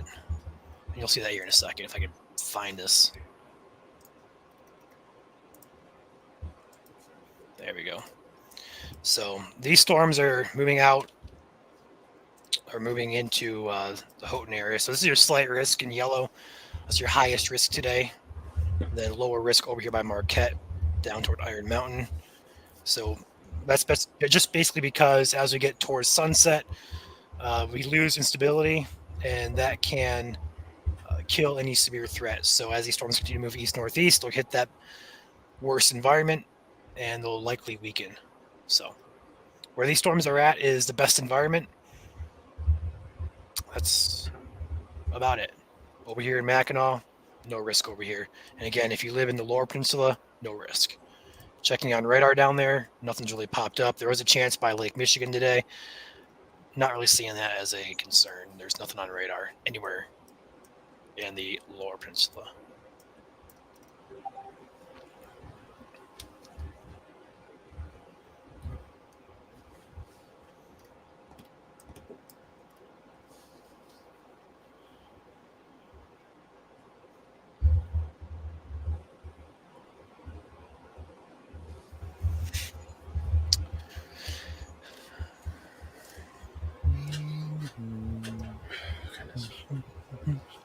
What do you think, Joel? I think it's about that time. Yeah, I'm thinking the same here. I would say at least take a break. So those of you watching, would you rather us leave the stream up and running or make a new stream when anything else happens? Let us know. All right, we'll just have the radar going, but we won't be on the screen. Right. So it'll just be dormant. We'll be sitting behind the scenes, though. We are cool doing either one. But I guess for those of you watching the stream may not, be aware of any threat tonight in the Western UP and may hop on. There's no one here. It might be kind of confusing for them.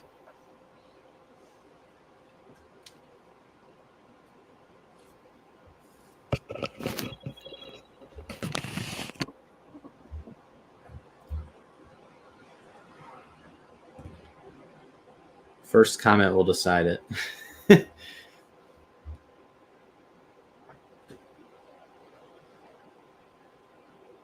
John Boy says leave it up.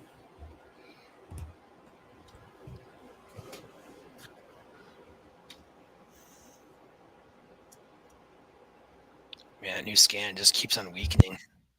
It's outrunning the instability. That's what's happening there.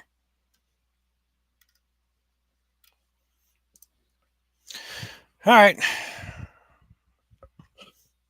Nobody else wants to vote, I guess. I guess John Boy was the deciding factor.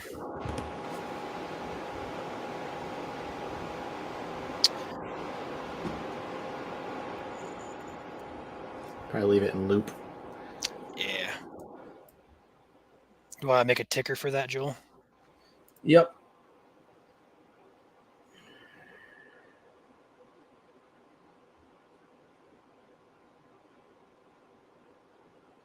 If nothing happens in the next like hour or so, we're probably just gonna go ahead and end this, honestly. Yeah. But we'll be watching here in the background. If anything that happens to go severe, we'll be back on. So.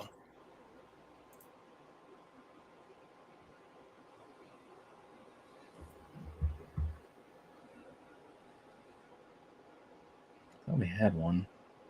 Oh, we do. Give me a sec. You just gotta edit it so it doesn't say snow totals on it.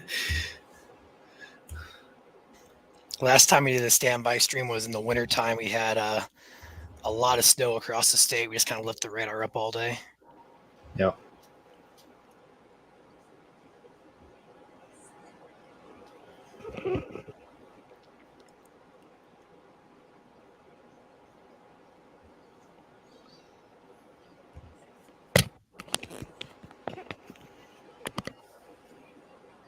Okay, I got it.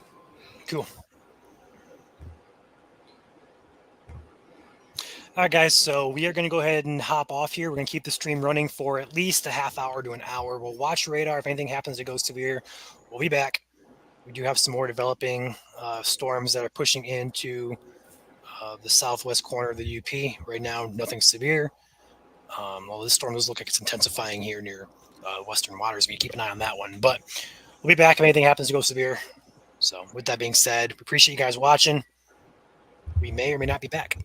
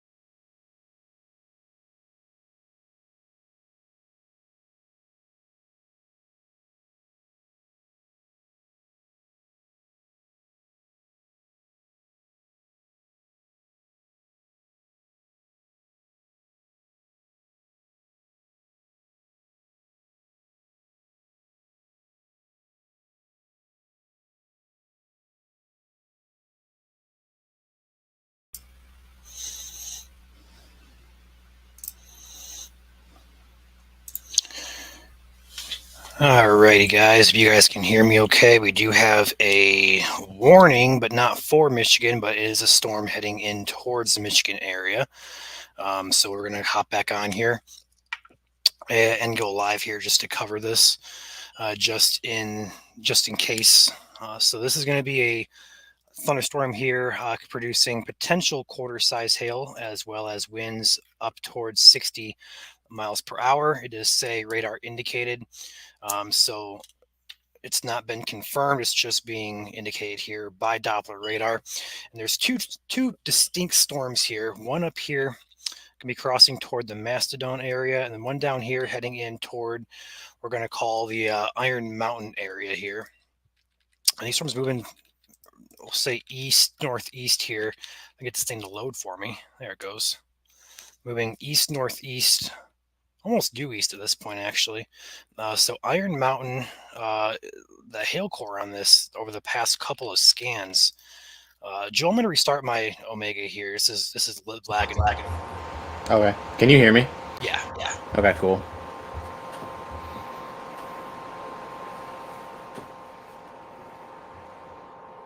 I put you back up there for now. I'm going to restart this. That's fine.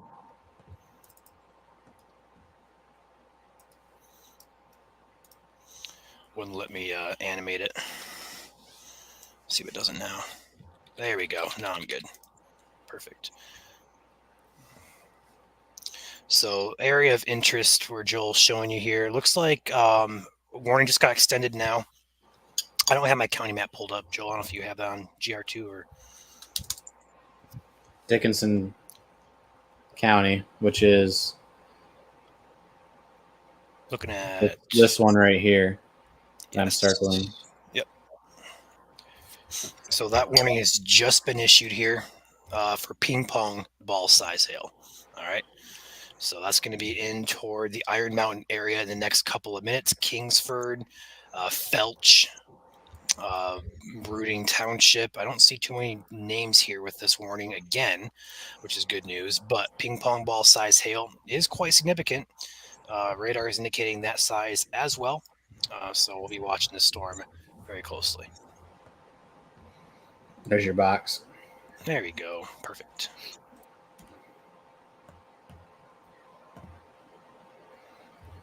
Issued till 9 p.m. Central. 8:28 p.m. Central. Severe thunderstorm is located over Kingsford or near Iron Mountain, moving northeast at 40. Ryan already pointed out the hazards of ping pong ball size hail and 6 mile per hour winds. Ping pong ball size is 1.5 inches in diameter. And just a reminder, we have a special weather statement still issued down here. Portions of Menominee in southern Dickinson County. This is in effect until... Don't know it. Wait. Looks like 8:45 Eastern. No, that can't be right. The one to the south there? The special weather statement. What time is that in effect until? 50. No, hold on. I see 15 more minutes. So 9:45 Eastern. Okay, yeah. I saw the 45, so I'm guessing it was 15 minutes from now.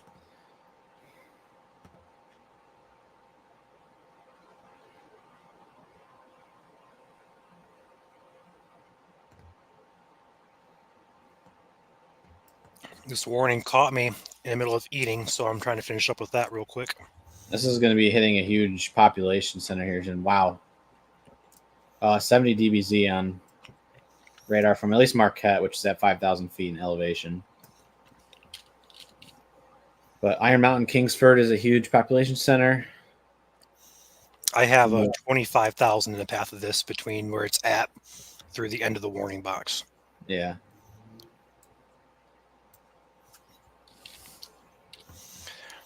Some places of impact here: Kingsford in 15, Spread Eagle in 17, Iron Mountain in 19, Merriman in 24, Granite Bluff in 26. That's for the core of the storm. Likely going to be a little bit before those time frames there, so you'll see the first couple raindrops there. Likely before those time frames, but that's just a rough estimate. Kingsford in 15 or so, Spread Eagle in 17, Iron Mountain in 18. Your radar is gone. Whoopsies. Stop sharing your screen at least. I don't know if you wanted to reshare it. There we go. It's there. Cool. Yeah, like 3 more bites left of this. Nice. Couple pop-up storms here now in Ontonagon County again. Nothing really significant in the way of winds. Just some pea-sized hail falling there. Oh yeah. CC seems to pick up on it, so is vertically integrated liquid product. A couple storms offshore Keweenaw Peninsula right now. Sub-severe. We have a special marine warning effect offshore Houghton County, but that appears to be weakening just a tad as it heads up the coast. And we had a really interesting feature pop up on radar earlier here. This line just blew up over Alger County, Delta County, northern parts of Delta County, I should say. And it has since weakened. Also, central Delta County, just to the north of Gladstone. Tiny shower there. Otherwise, the main threat right now is this cluster of severe thunderstorms here in southern Iron and Dickinson counties.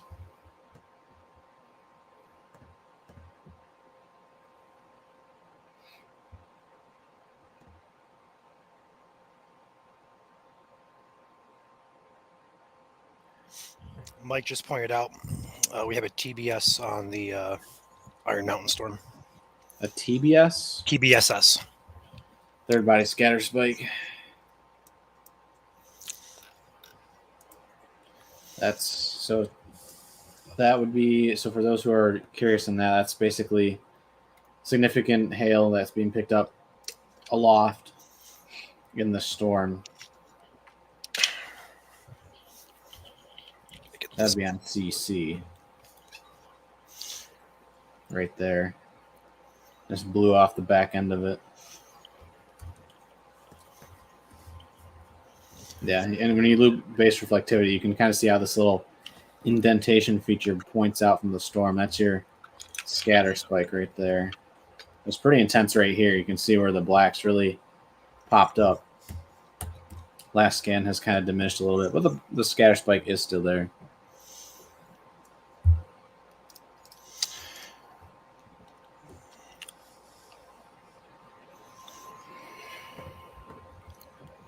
I'll go ahead and take mine here and do some cities that are in the path of this. So main concern is going to be with this storm right here with these purples and a little bit black color there. That's your large hail there. Could see some other hail up here toward the Florence area across the border into Wisconsin, but animating this radar moving right in toward the Iron Mountain area. So Kingsford here, Iron Mountain, all the way up 396, Route 2 here, G69 are the main highways that are going to be in this warning. Looking at the hail tracker itself, it does indicate that this hail is possibly quite large, and as Joel just mentioned, we are seeing that confirmed that we probably have some pretty large hail falling here just to the west of Iron Mountain.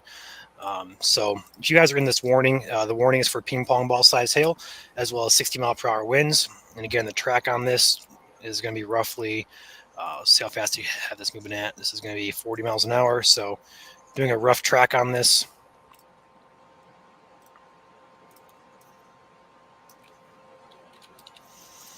It's going to be, again, Kingsford in 9 minutes, East Kingsford in 12, Iron Mountain in 13, Quinnipiac in 17. And total population is, again, roughly 25,000 people in the path of this storm. I would even cut a few minutes off of that because you're doing it from the center of the storm. So yeah, outer effects will be there probably 3 to 5 minutes sooner. Right. Let's go ahead and put one out for the leading edge of this. So, The sweep, yeah, the sweep just updated. Let's do that again. It's pretty much right over Iron Mountain at this point. Yeah, the beginning of it at least. There we go. Iron Mountain in 4 minutes, and that's all it says for that track for some reason. So that's because there's a lot of cities or suburbs in the Iron Mountain area. Right. If this storm to the left of this near the Florence area continues off on its track, would likely see an extension of that warning again for Dickinson County and perhaps Iron County, southeastern Iron County specifically. We'll be watching that one. We'll see it pop up on the screen here if there's one that does get issued.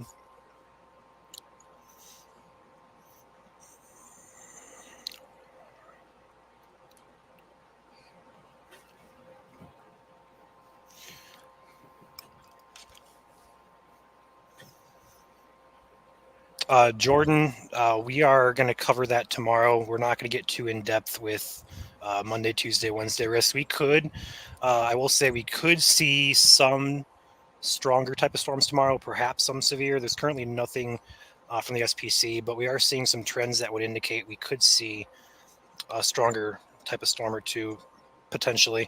Looks like we have a new warning about to pop in here, Joel. Yeah, For I saw that Iron and box. Dickinson. Yeah, this is going to be for that same cell we were just talking about.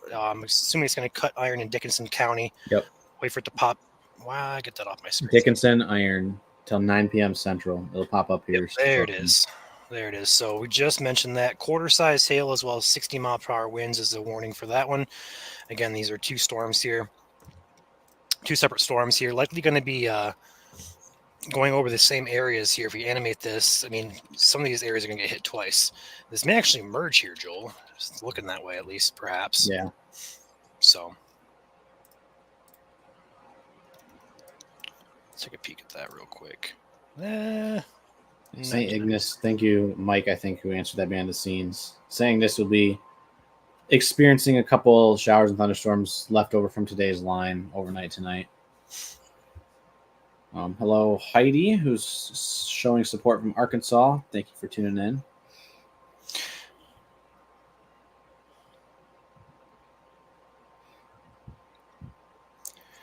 Yeah, Jordan, it's not meant to be rude there, but when we cover severe weather, we don't want to focus too much on the future.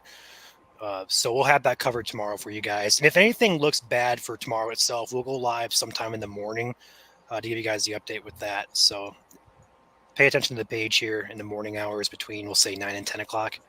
And then again, we'll have an update on Tuesday and Wednesday, 7 or 8 o'clock in the evening. We'll have a stream there.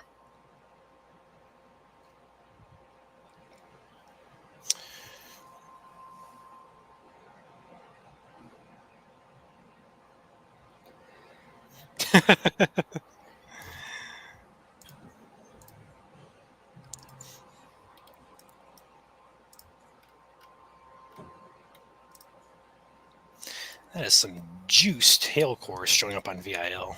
Yeah. Even on Posh, it's showing up decent size as well. So the product here on your screen is called VIL, Vertically Integrated Liquid. Basically shows us how big water droplets or larger type of objects are in the atmosphere. In this case, it would be heavy raindrops, big fat raindrops. In this case, likely hail. So we see these colors get into orange, red, purple, and pink and white zones. That's indicative usually of decent size hail, perhaps large hail.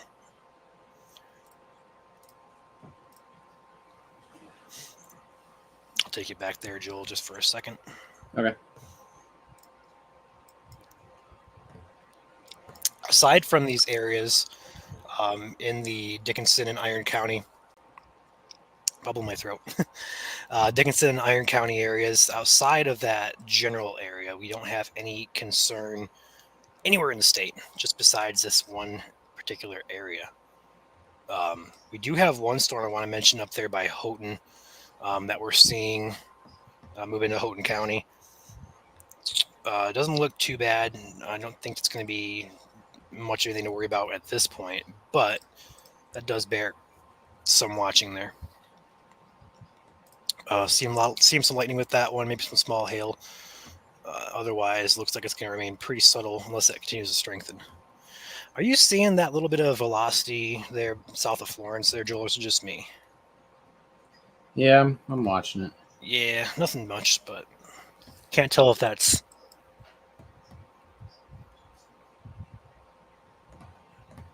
Yeah, not looking too organized.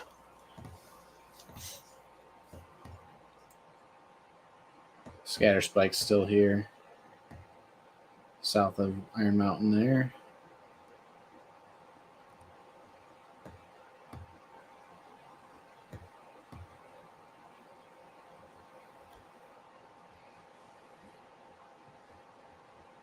Our shower down here in western Menominee County has kind of fizzled out a little bit. It's about to outrun its special weather statement.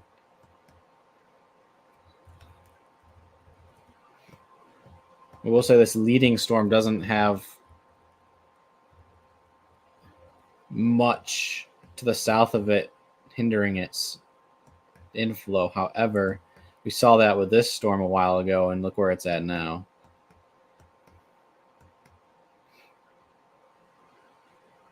So you don't have much in the way of warm, moist air being advected in. And as the sun goes down, that's only going to hinder it even more.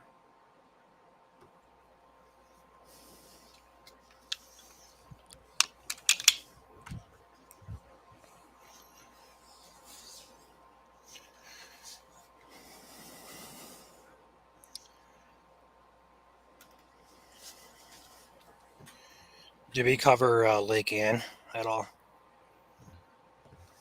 Who's mentioning that? So I'll just go ahead and say it. Lake Lake Ann is up by Traverse City. All right, so I just didn't know if you answered already. I was away for 2 seconds, but Lake Ann's fine tonight. No severe weather for you. I just don't want to repeat. Oh, I think Mike's typing the chat in the background. Thank you, Mike. Yes. Teamwork makes the dream work. Yep.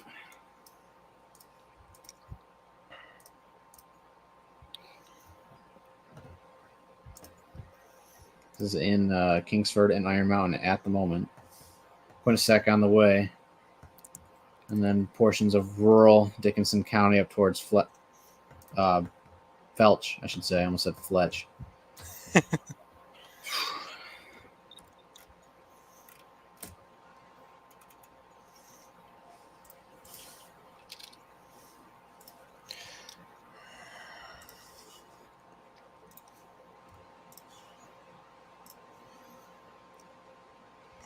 Almost looks like there's an anticyclonic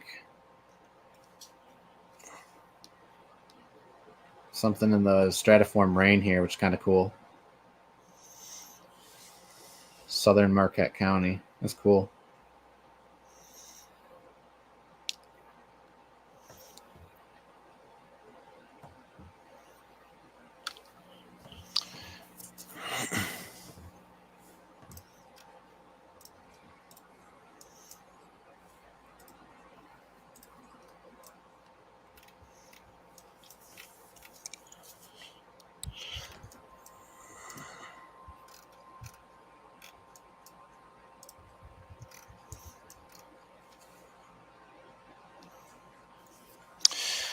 All right, so we have 2 severe warnings here in effect for the Dickinson County area here, as well as extreme portions of southeastern Iron County in the Upper Peninsula of Michigan.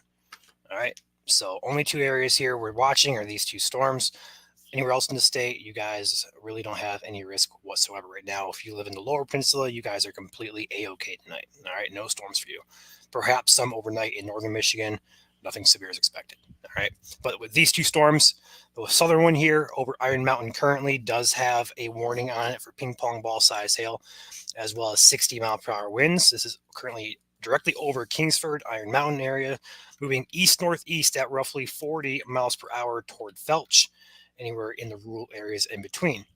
Second warning is up here for this storm in Florence, which is in Wisconsin, just across the border, moving up in toward the exact same areas here. So Iron Mountain potential round 2 up here on the 69 corridor here.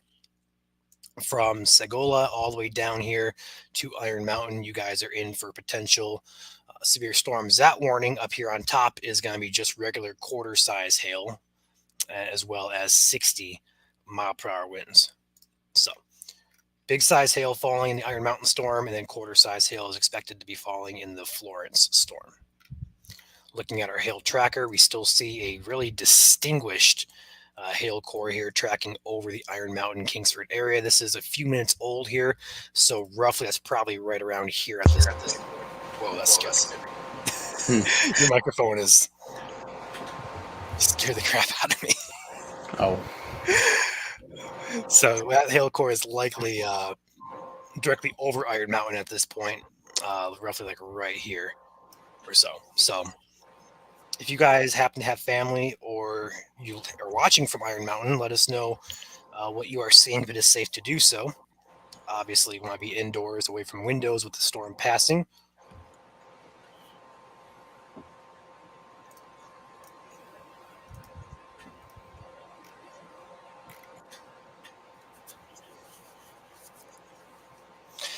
Yeah, guys, we're not going to talk about the upcoming days. If there's anything that needs to be talked about, we'll talk about it tomorrow evening. And I did say a comment earlier about potentially a strong to severe threat tomorrow. I meant to say Monday. Okay, not tomorrow. Tomorrow looks good across the state.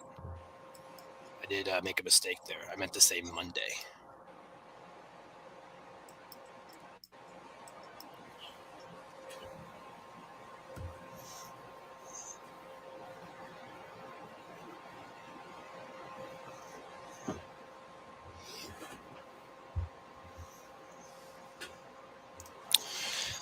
Looking up here towards the Houghton County area, we do have this storm up here to keep an eye on. Not severe, not statemented. That's moving up into South Range and Chassel areas here. There could be some small hail in there, maybe some gusty winds, but looking pretty subtle with this one. VIL has increased since I last checked it. So that could be growing in nature. We'll see what they do with that. No warnings or statements in effect for that. We'll keep an eye on it. That's moving into Houghton County again, Chassel, South Range, Tovala. That's about it. A couple other areas here: Elo, Askell, Tapiola. Tapiola. Looks like it. So back down here to these two warnings here. These storms are moving in to Michigan right now. The one near Iron Mountain does look quite significant. In fact, GR2 is indicating 2.17-inch hail falling in Kingsford. We'll see if that verifies. That's a pretty good population, so I'm sure we'll get a verification if that's actually happening or not here in the next couple of minutes.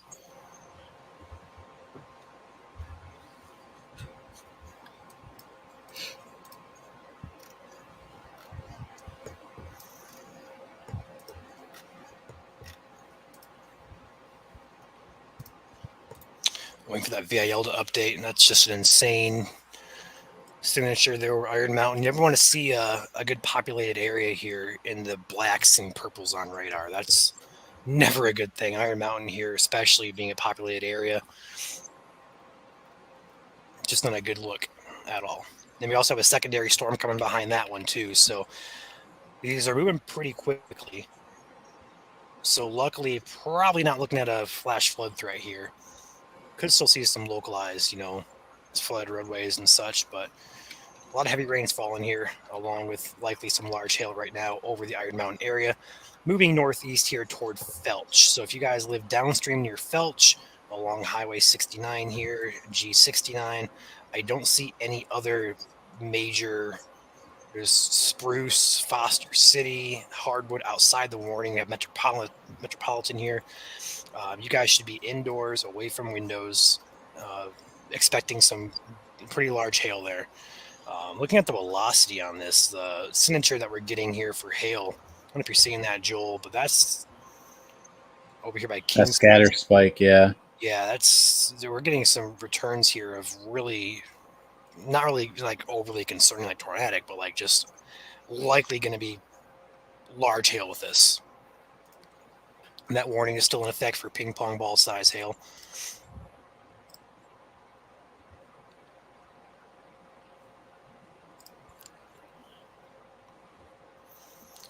Keep that hail tracker on. Hopefully it's updated by now. It is. Yes, it is. And that's basically maxed out over Iron Mountain.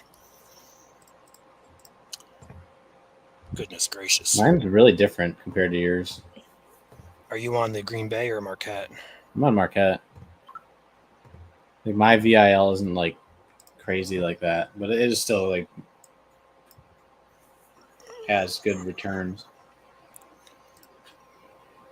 This is what my GR2 is showing here. I'll bring it in real quick. This is what my GR2 is showing. Something similar with that. Yeah, that's what mine's showing. Might be a color table issue too. Yeah. We'll go ahead and leave it on GR2 just as a more accurate reference here. Mike said quarter size hail Kingsford behind the scenes. Okay, gotcha. So that's 1 inch. Yep. So that is severe threshold.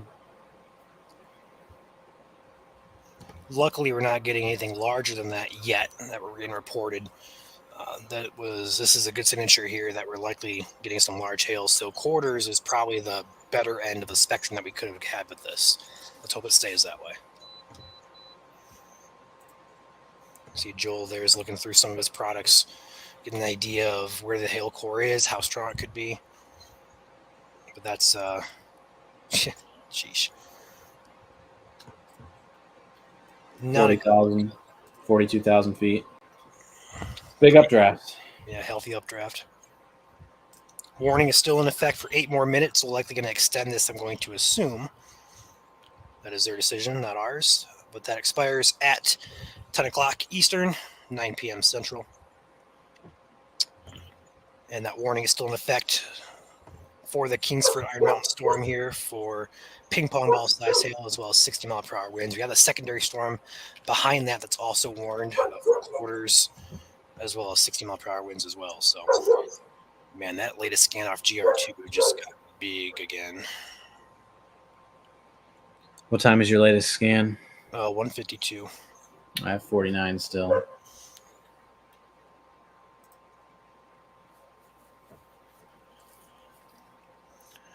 Radar indicated 2.13 again. Goodness gracious.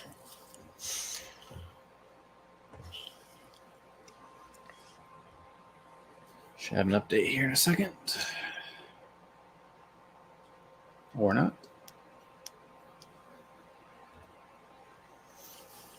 So just thinking downstream here, if they were to reissue this, it's likely going to be mostly for southern Dickinson County again. Next county in line would be northern Menominee, but we're still a good ways away from there, so it should just stay mostly in Dickinson County. And judging by the report of severe hail currently occurring with this storm, as well as the radar velocity here, I'm going to assume they're going to extend that. Excuse me, expires in 5 minutes. We use a plethora. What you see on your screen right now is GR2, or Gibson Ridge Analyst 2. And then we also use Radar Omega when tracking bigger type of stuff like tornadoes and stuff like that. They're both good in their own aspects.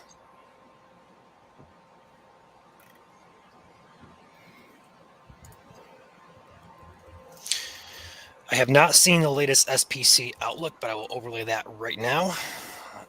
It's only marginal. Yep, so they trimmed it way back here. So the only areas of concern are just with these storms right now. With green area is your severe risk here. Once they get outside this area, they should die out fairly quickly as the environment downstream is not as favorable. Holy smokes, that signature over Iron Mountain, between Quinnipiac and Iron Mountain. Yeah, it's quite some hail. Yeah. When you see black on radar, that's just never a good thing. It's at least probably 1 inch hail right there. Yeah, look at the CC. Wow, Holy. look at that. No, like look at this third body scatter spike. I'm actually gonna save that because that's insane.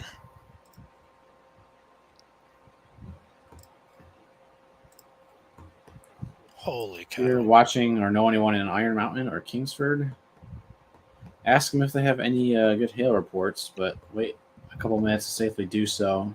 The storm is still moving off to the northeast. Also, there's still this other severe thunderstorm right behind it.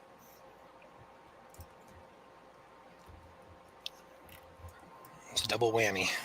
Yeah. Unfortunately, don't have any live cameras there. Which is really surprising because that's a big city. I'm going to see if I can't pull up like a city's camera here real quick and see if I can't pull one. If they have any.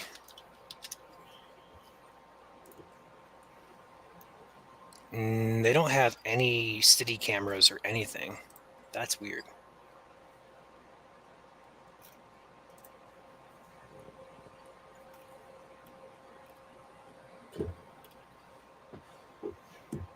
Yeah, I don't have anything. That's...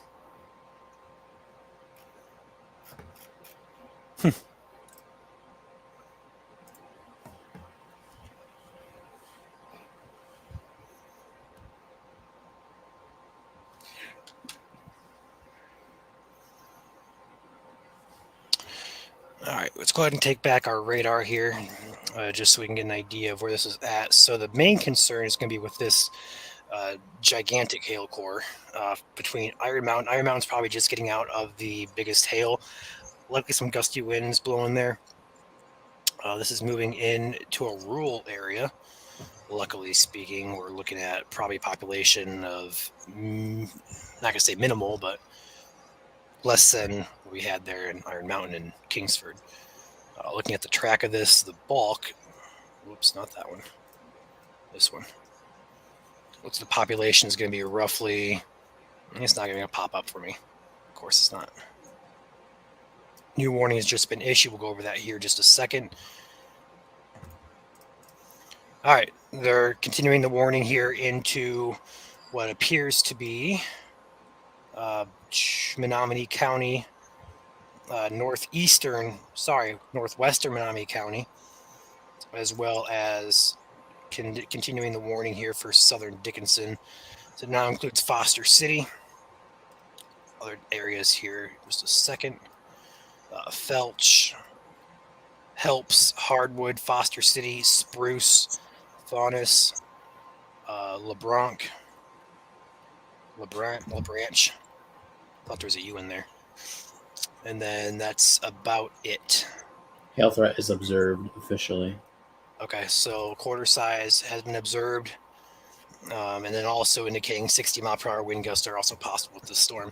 So when you have these big old hail cores, and even it applies to rain as well, when we have these big, heavy rain or hail, it can hit the ground with force, so to speak, and that can spread outwards, and that would be what we call a downburst or a microburst.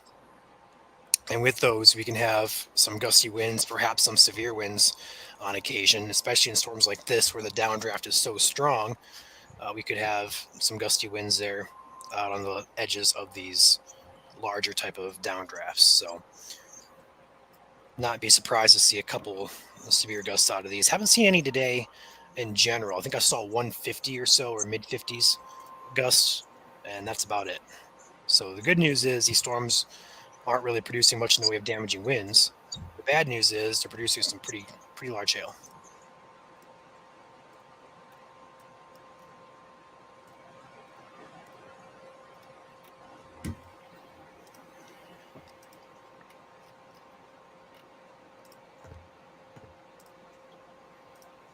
Goodness.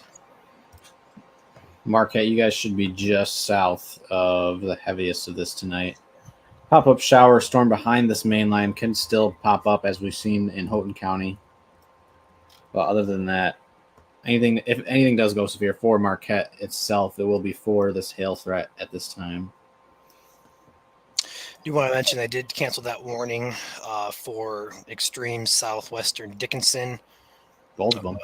And as well as Florence County, Wisconsin, and Iron County in Michigan here. So just that one warning now for Dickinson, as well as parts of Menominee here. So if you can't really see the map here, here's Menominee County.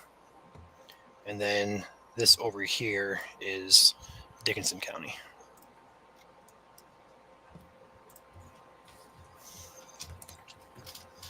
I'm near Wilson, Michigan, near the Island Resort Casino. I can see lightning and hear thunder from the storm to the west.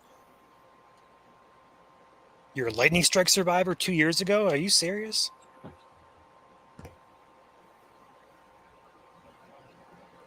First and foremost, kudos to you for surviving that. And then second of all, if you are, I got a sneeze coming on.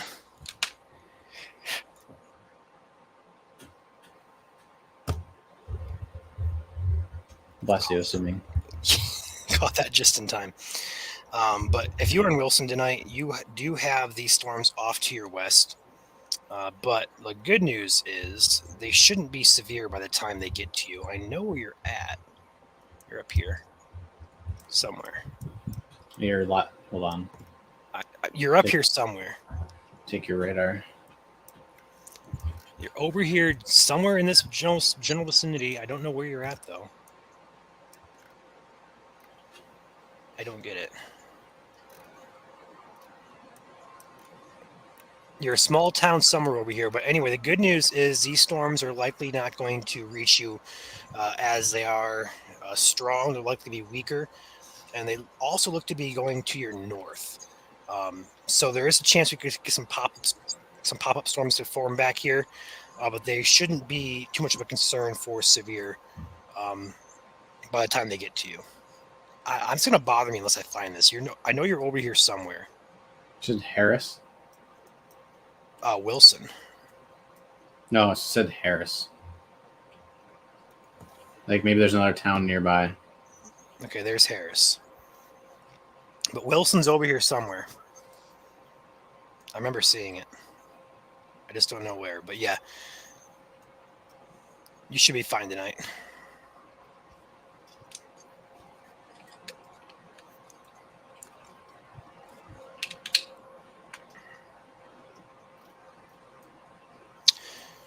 Iron Mountain getting around 2 here with this storm. Getting some reports now out of the Wisconsin border area near Florence of looks like 0.75-inch hail. So not quite severe, looking at between penny and nickel size there.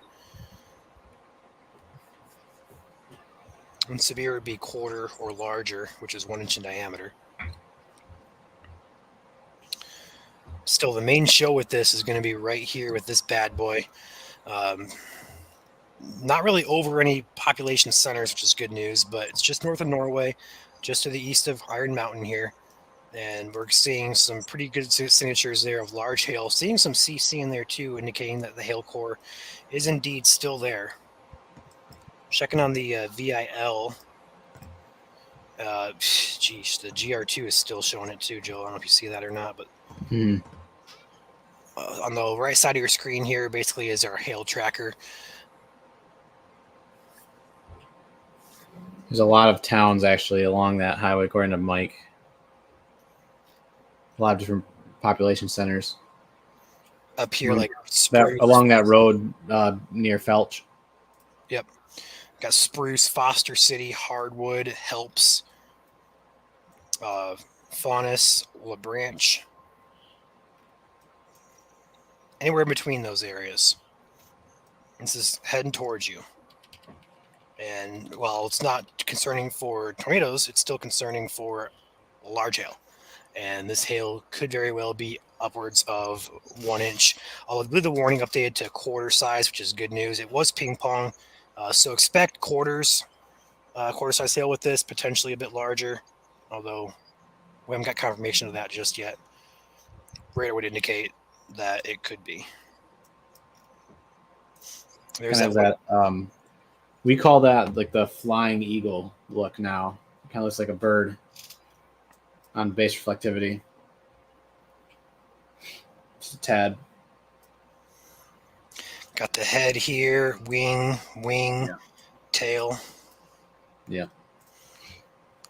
We see those in supercells in the Southern Plains, so Texas, all the time. Usually indicative of some monster hail, but so far tonight we've only seen 1 inch with this storm, which is good.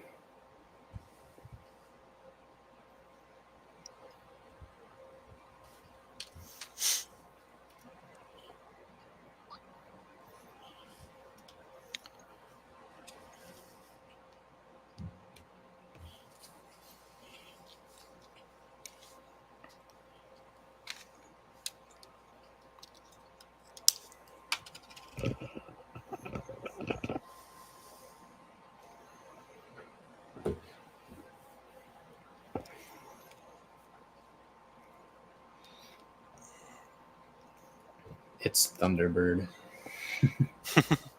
Yes. Lots of thunder. Do you see any lightning strikes in that? I don't know if it's turned on for you. Or is it just not producing much in the way of lightning?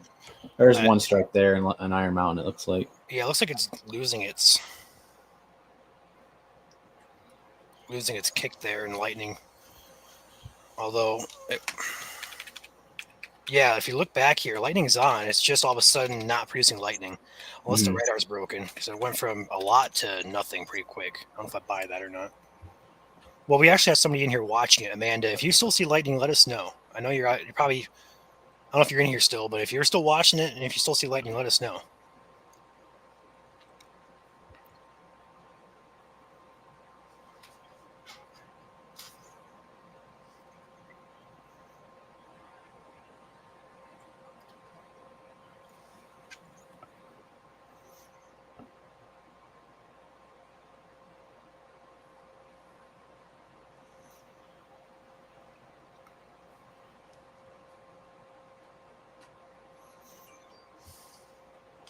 Amanda says yes, it is still occurring. So likely going to be a radar issue, I'm going to guess, with this. Latest scan there, picking back up, and there's Oh, some wow. hail. Yeah, I got some strikes in there now. Kind of looks like a dolphin almost, Joel. Yeah, a little bit. And the pinks, I can see that. Right. Iron Mountain getting hit with that secondary storm. Could see Round some, two. yeah, could see some smaller type of hail with that one. If we take the hail tracker here, we're going to see obviously the bulk of this is going to be up here north of Norway here, but we do still see some colors showing up down here. So double whammy, unfortunately. Luckily, it looks like this secondary storm is a little bit weaker.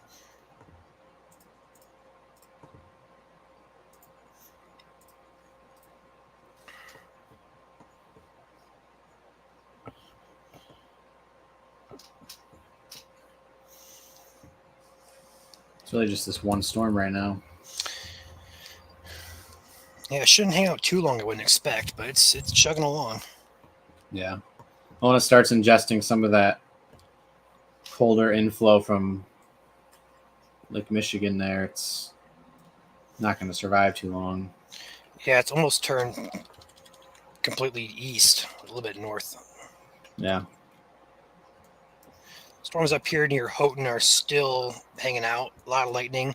And of course, Cass N is down, so we can take that. But that's about to go over to Lake Superior there. So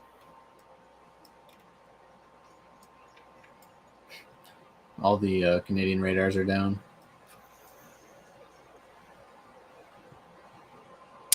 make that make sense. Canada, what's going on up there?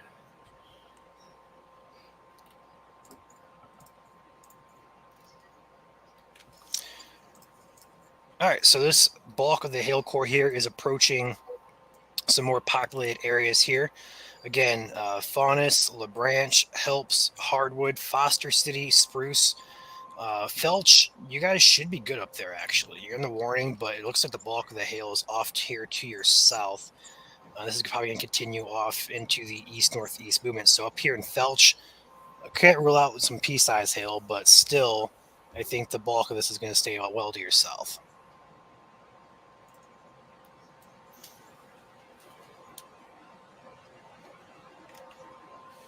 Tree branches down, Iron Mountain, and streets flooded, according to Mike.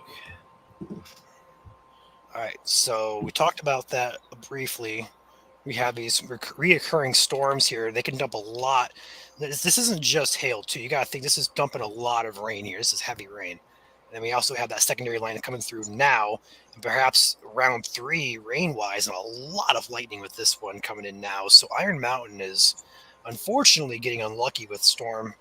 The biggest storm has passed, but still rain and a lot of lightning here. Do I have, I don't know if this is on Radar Omega or not, but do I have the, there it is, 1 hour precip total. We're getting just over, 1.76 inch. Roughly 1 to 2 inches of rain, getting some of them close to 1.94 there. So about an inch and a half would be a good guess there of rain, and more to come here in Iron Mountain.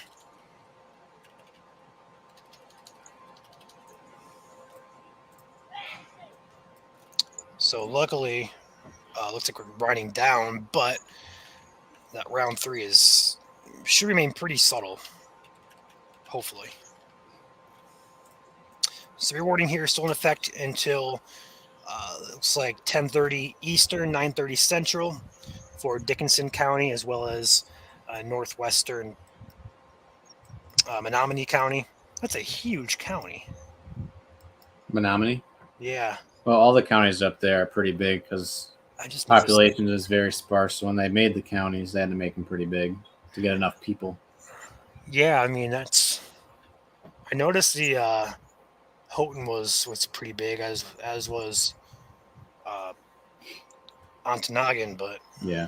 Well, it's all that area south of Houghton is all rural, and they don't have enough population to make their own, or did have enough population to make their own county. Probably still don't if they wanted to, but that's how it was back in the days. You needed like 50,000, 100,000 people or whatever to make a count, or make a county. Interesting things you learn in geography.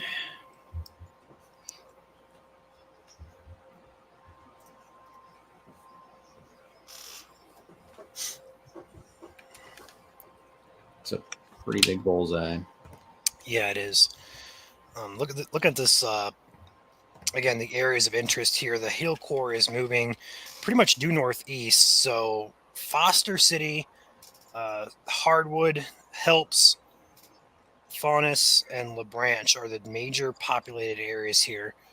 Not major populated, but the cities that are in line here. Luckily, looking at some of these areas out here, out ahead of this, this is mostly.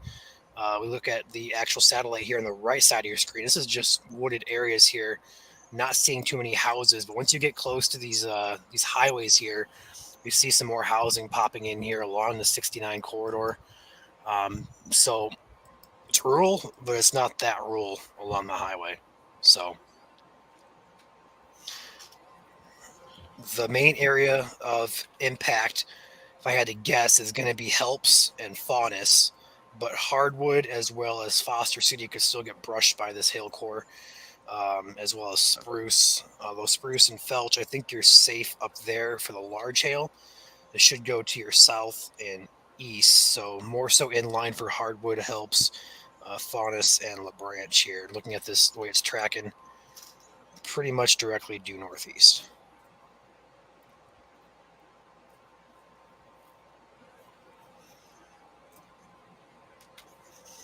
Your turn, Joel. Tag team it. I don't care. Yeah. You can throw whatever you want up.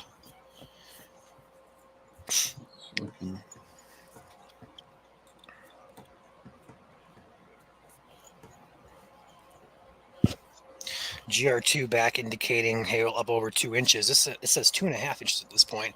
But again, VIL product is good to depict where the hail core is.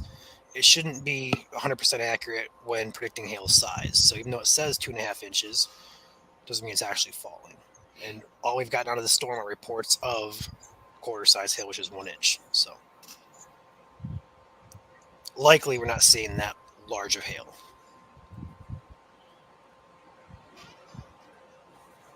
My goodness.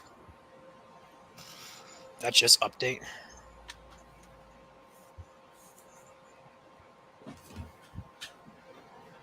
What is that radar? Hold on.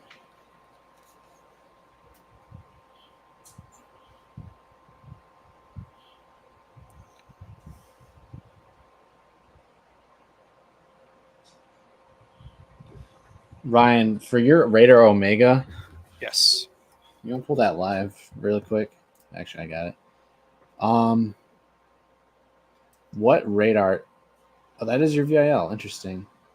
Because for me, when you go to mine and click on Posh, it kind of shows like the same sort of color scheme, but it's not. So Posh is probability of severe hail. So you think the VIL and Radar Omega is actually Posh, maybe? Potentially?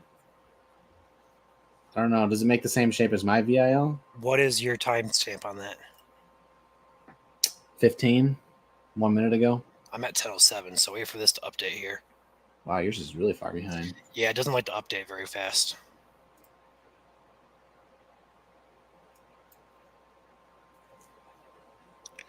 Gas Station Sushi says, sending us pics from Iron Mountain. Thank you for that. We have Mike behind the scenes checking everything for us. He'll get on that. There's 10:12 right there on my screen. Joel just popped in. You want to take that? It's up to you. Okay, so that is vertically integrated liquid then that is showing up in your screen because it looks the same shape. We just have different color tables, it appears. Yeah, I didn't really mess with this. This is just stock, whatever Omega had. Yeah. But it's really cool. I didn't really realize what Posh meant, and now I do.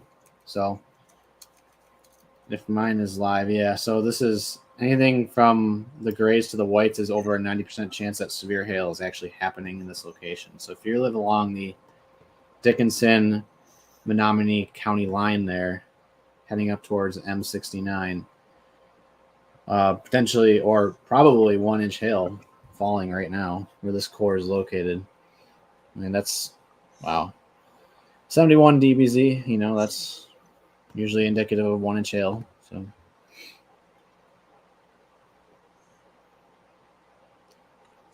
Lisa's missing out. She lives 8 miles east of Iron Mountain, but she's downstate. Mike, if you're listening, we have messages coming in. I'm not sure if you have access to that, but if you do not, let me know. We got messages coming in from Iron Mountain.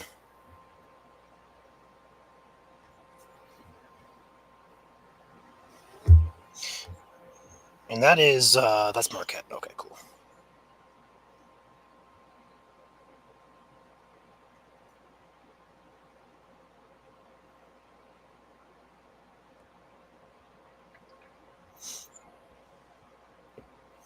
All right, that got posted to Twitter.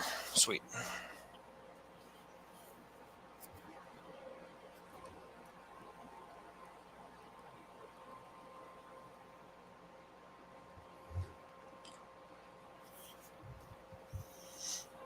Looks like the latest VIL off of GR2 doesn't look that impressive. It just kind of between 12 or the 1012 and the 1018, just kind of.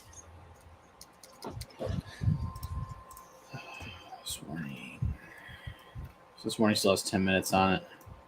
Yep. So quarters as well as 60-mile-per-hour winds, and this is going to be moving in toward Hardwood, Foster City, and Helps within the next 5 minutes.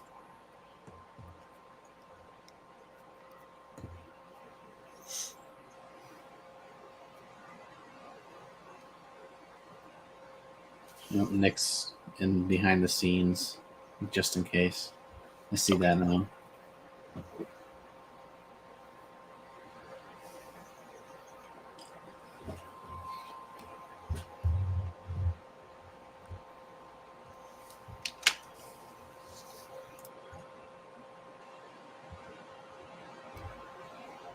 Gas station Sushi saying it looks like it snowed, similar to what happened yesterday in Davison, I believe. I was trying to figure which live stream that was during. We had 2 yesterday, for those who are not aware. Potentially first-time viewers here.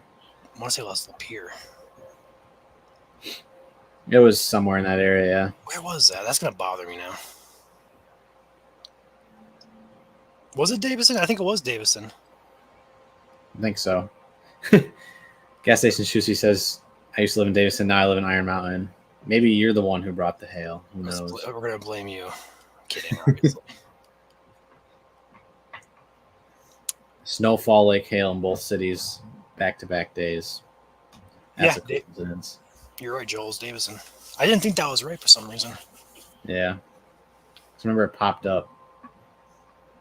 And you were there during the 2-inch hailstorm last year. Oh, man. Hail's just calling your name. I guess your job now is to just tell us where you're going during severe weather days, and that's how we'll know when hail is falling. Just a hail magnet. Can you say? Not sure if there's much online for breaking curses like that.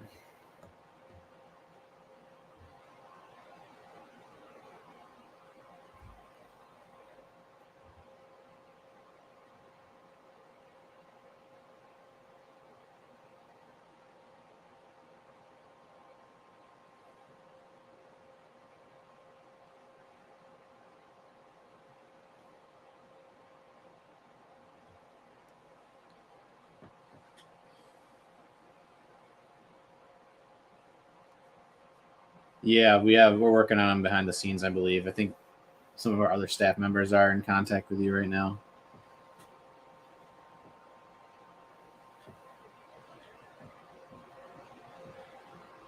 Surveillance warning still in effect for 8 more minutes here.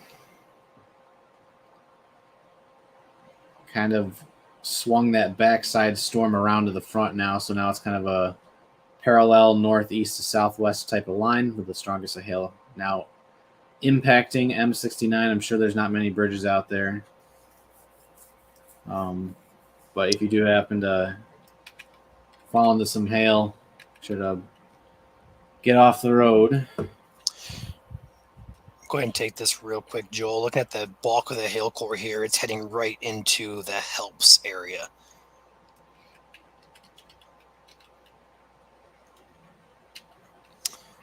So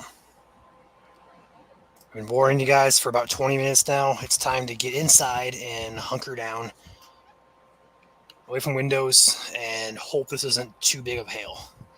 Yeah, it doesn't look like it's too badly wind driven, but either way, when you have 1 inch to 2 inch size hail falling, that can bust windows from the side easily.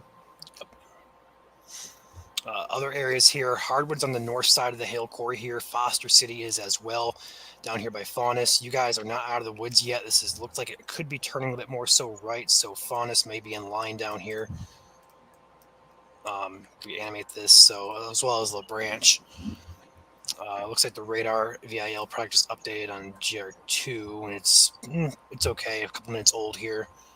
We'll go ahead and take GR2 though for this real quickly. So this is going to be the bulk of it heading right into the helps area, which is right about here on the right side of your screen where I'm circling. So looking at roughly 70 dBz on radar, and that's 71 actually. So that's not good.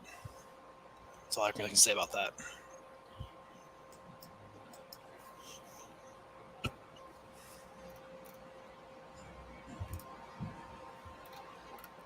Another area down here, just north of Norway. It looks like the hail is picking up there as well. Looks like public reports hail of penny size. Looks like that was near Kingsford. Earlier. So, yeah, it looks like it just popped in on the Could be that second storm that just passed over. Possibly. Although, what time was that? Did it say? 9:51 p.m. So 40 minutes ago.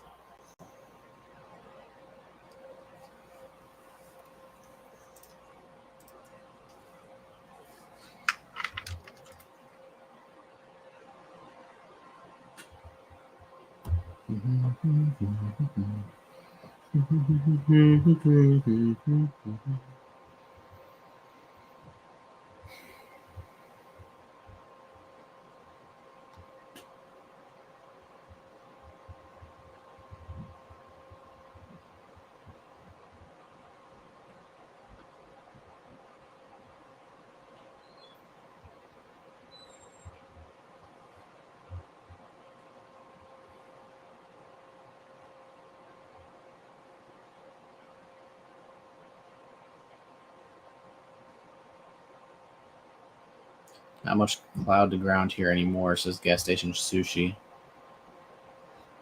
There's a new warning. Yeah, it just popped up there. This is going to be for southern Marquette County, as well as extreme western Delta County and northern Menominee County. This warning is going to be for quarter-size hail and 60 mile-per-hour winds. It expires in 34 minutes, which puts it roughly at 11 p.m. Eastern, 10 p.m. Central Time. Yep, this is our first, I believe. No, this is not our first, but the first since we've taken a break, a first double time zone severe thunderstorm warning. Areas in this warning, just quickly: Hendricks in 18 minutes, Woodlawn in 21, St. Nicholas in 27. So there's a Christmas, Michigan, and there's also a St. Nicholas, Michigan. Oh, don't get the public riled up on crazy city names in Michigan. Oh, here we go. Let's talk. Hell. Paradise. True. Very true.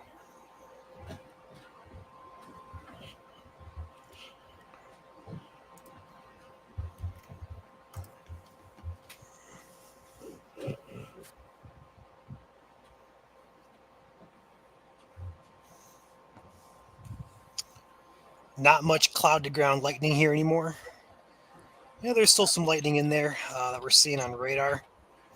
Back there toward Iron Mountain, though, yeah, I think that you are back here and check on you. You got a lot of it coming in to your west there. If you're in Iron Mountain, I believe you're in Iron Mountain there, Sushi.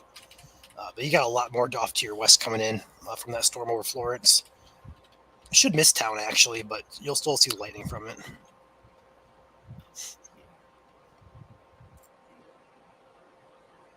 Blame Wisconsin for dual time zones. Yeah. I'm going to pop over here just briefly to say that we do have some pop-ups over here near Hiawatha, sorry. Hiawatha, yep. Thompson, Nama. Those areas. Manistee, yeah, I forgot about that one. So this is going to be just general thunderstorm here. Not expecting these to be severe out here. But you could see some heavy downpours, some gusty winds. And when I say gusty winds, I don't mean severe winds. I just mean 30 or so, blow your trash can over type of winds.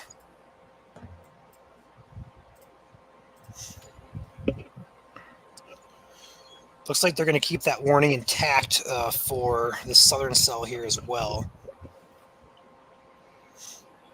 Put it back here on chat. Perfect. Looking at the hail tracker.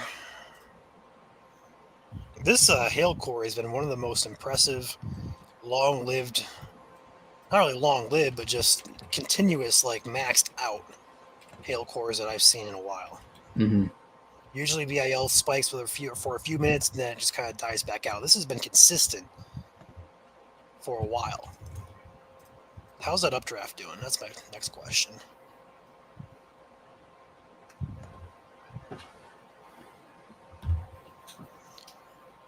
That updraft is still healthy there, Joel. That's insane.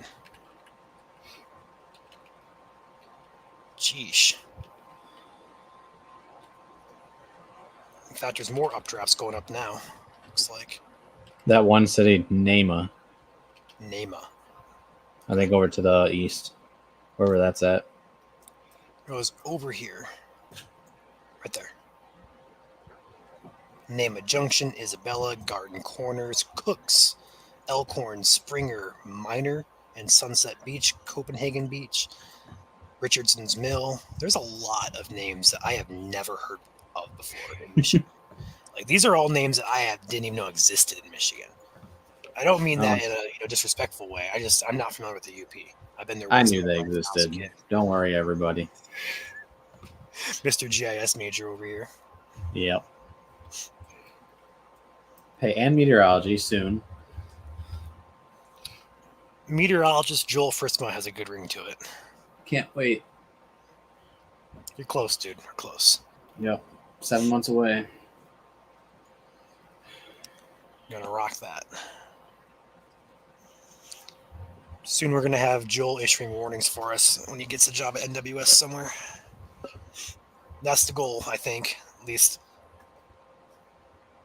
That would be nice.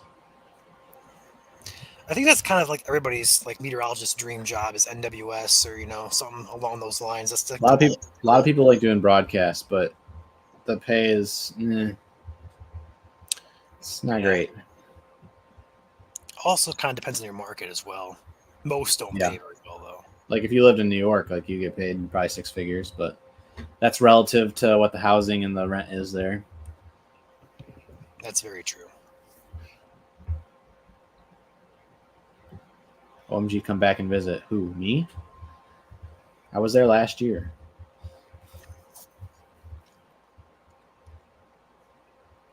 Got really good Chinese food in Escanaba, I believe, if I recall correctly.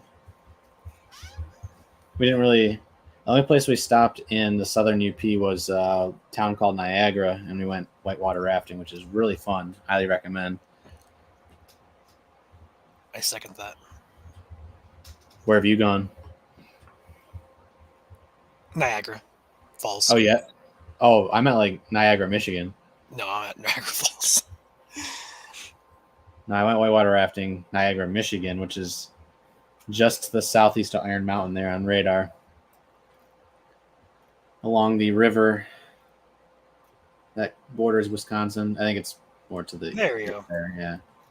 So that, fun fact, that used to be the largest... You can kind of see on the terrain map there. You can kind of see that embankment. That's a dam right there now. That used to be So the dam kind of is where the river's at, obviously. But that used to be actually the largest waterfall in the United States. So, Oh, really? yeah, until they dammed it up. So it went from Niagara, Michigan being the largest waterfall to Niagara, New York being the largest waterfall. I'm gonna check that out. Yeah, so that's a dam now, but that used to be the largest waterfall. And it's pretty, like, when you jump in the water and look up at it, it's like, ooh, I can see why.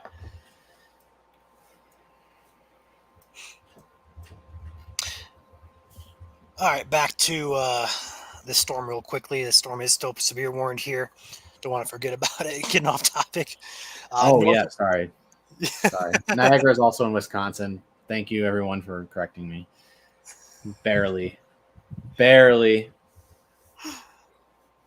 Anyways.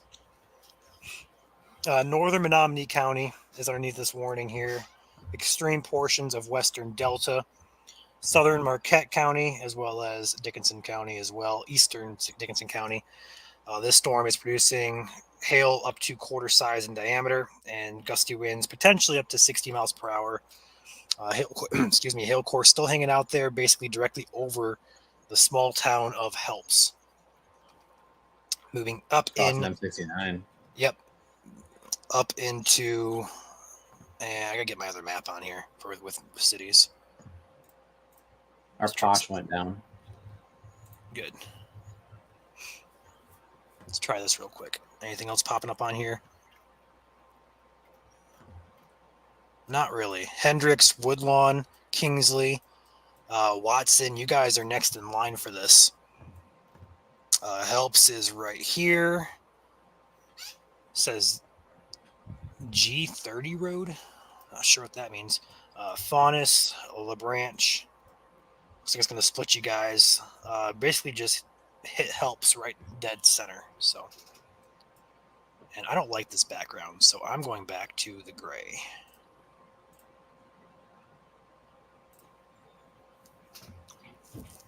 There we go. So we're going to take that off. We're going to leave it back here on radar. And Joel, if you want to take it again for you, you go ahead. Feel free. I'm going to pop this out real quick. Okay. My laptop is about dead. Okay. Whoa, what is happening right now with my radar? Lagging. There we go.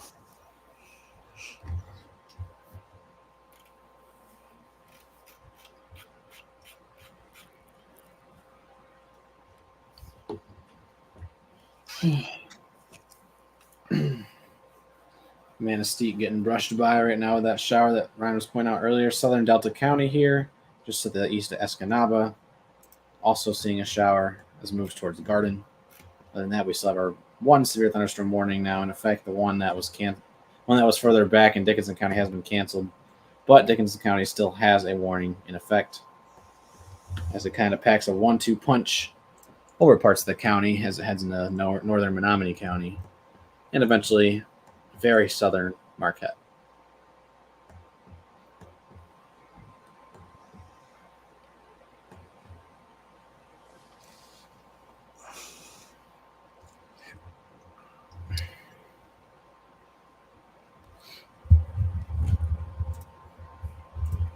For our UP friends, if you guys have anyone in the way of these storms, feel free to share the stream with them.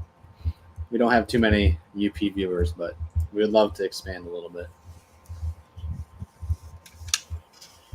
Again, we are live on X, formerly known as Twitter, YouTube, and Facebook all at the same time. So whatever works for you guys.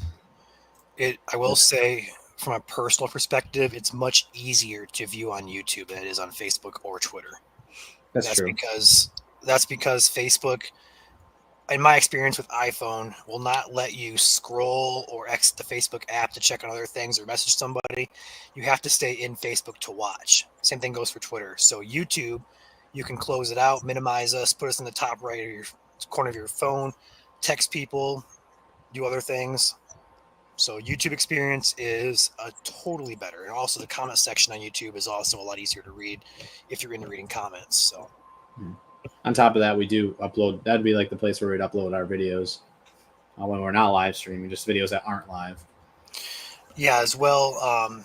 YouTube also lets you cast to your TV, and I believe Facebook does as well. I'm not sure on that one though.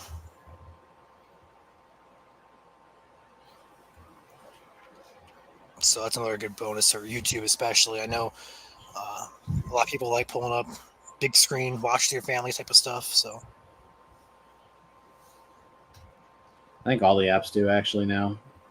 I know Elon was working on Twitter a little bit, and I think that's possible to cast it to your TV now, but don't take my word for it. yeah, it looks like there is a way to cast Facebook to TV now. So I didn't know that. So I guess maybe if you guys have newer TVs, perhaps. My Vizio TV I have does not allow that, but it does allow YouTube. So either way, you can cast to your TV. Typically speaking, The only thing is UP doesn't get as much exciting weather, with the exception of today. So you'll see a lot of the time, 80% of the time we go live, 90% of the time we go live. I'll be right back, Joel. Usually Lower Peninsula. That's fine. So today is an exception, obviously. Looks like our blacks are starting to dissipate on radar here, which is good for the hail size. If we go to vertically integrated liquid, kind of see that going down a little bit as well. Still present as it heads up towards Rock and Perkins. Not currently in the severe thunderstorm warning, but an extension may be possible. We'll have to see. But when you have, I would say these are pretty much supercells. I mean, looking at the echo tops here, 35,000, 40,000 feet, those are pretty much supercells. Kind of congealing into each other there. But when you have, if you do have southerlies here, which I'm going to check the METARs, which is our weather stations.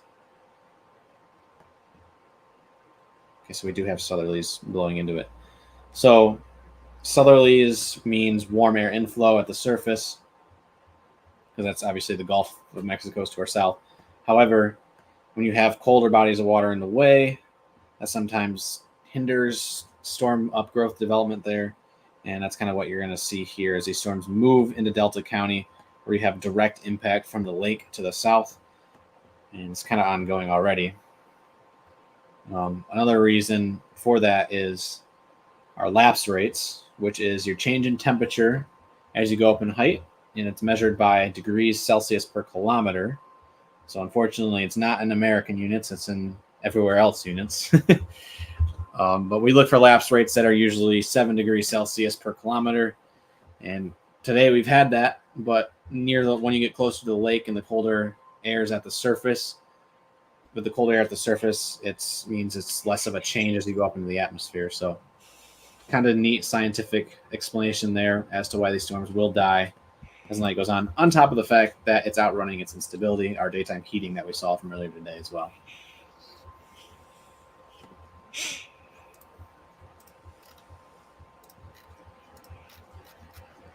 Thank you for subscribing, Amanda. Just a reminder, everyone, subscribing is free on YouTube. So even if you don't watch us on YouTube, you can go over and show your support. Leave us a like and a subscribe there, and we appreciate it. Trying to get to 10,000 subscribers on YouTube. That'd be awesome. Secretly, we're at 6951 right now. We're trying to push. We're not really too active in making videos on YouTube. We hope to increase that in the future, but live streams are always there on YouTube. And they're always there after the fact. Whereas like in YouTube, you'd have to like scroll back in the page forever and ever. But on YouTube, you can just literally go on the page and search for it. You can watch our coverage of every single severe weather event here in Michigan dating back to last year. Grand Blanc, Marshall, Weberville, Rockford, Grand Rapids tornado we had back on August 24th. All those 6 tornadoes we had on 5 tornadoes we had in southeast Michigan there in Monroe and Wayne counties. It's all there. Perry, yeah. Colon. Twice. Yeah, twice. This year and last year. Then we had the Portage tornado a few days ago, or about a week, 10 days ago, really. Mm-hmm. So We have a lot of coverage to go back and watch. If you guys love what we do here and want to watch more, we have archives.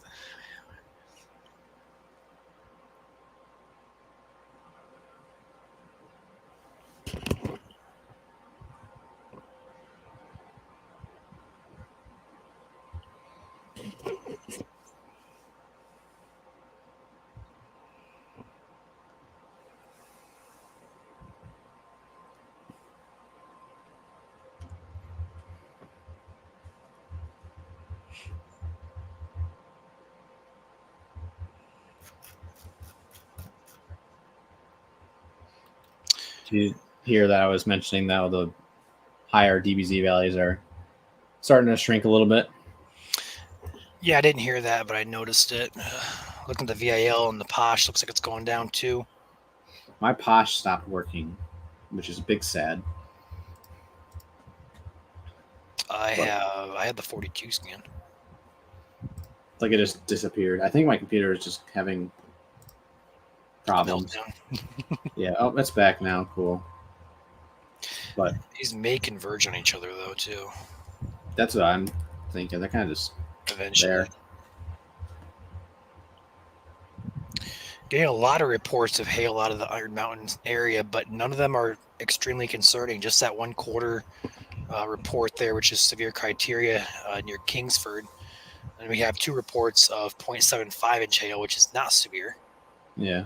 So that's at least good news. Hopefully we escaped that. This storm does look pretty mean. But if 1 inch hail is all we got tonight from the storm, I consider that a win because Yeah. the storm was looking pretty mean. I'm noticing that report, that public report just to the east of Iron Mountain there, 0.75 inch hail says 0.75 inch hail, but observer states that it was larger. Observer could not get out to measure the hail until storm had passed, so melting had occurred. So definitely 1 inch hail fell tonight. Not sure about anything bigger. That's Ryan was just mentioning.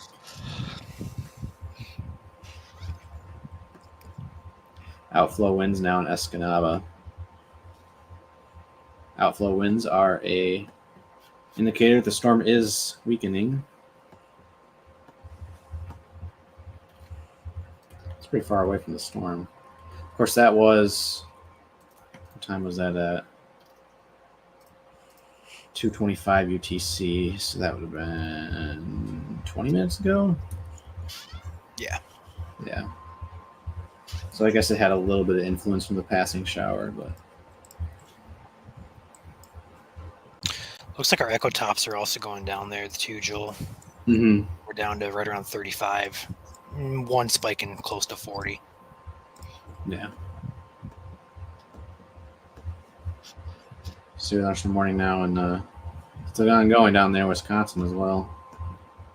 Kind of split up and went into 2 different sections here.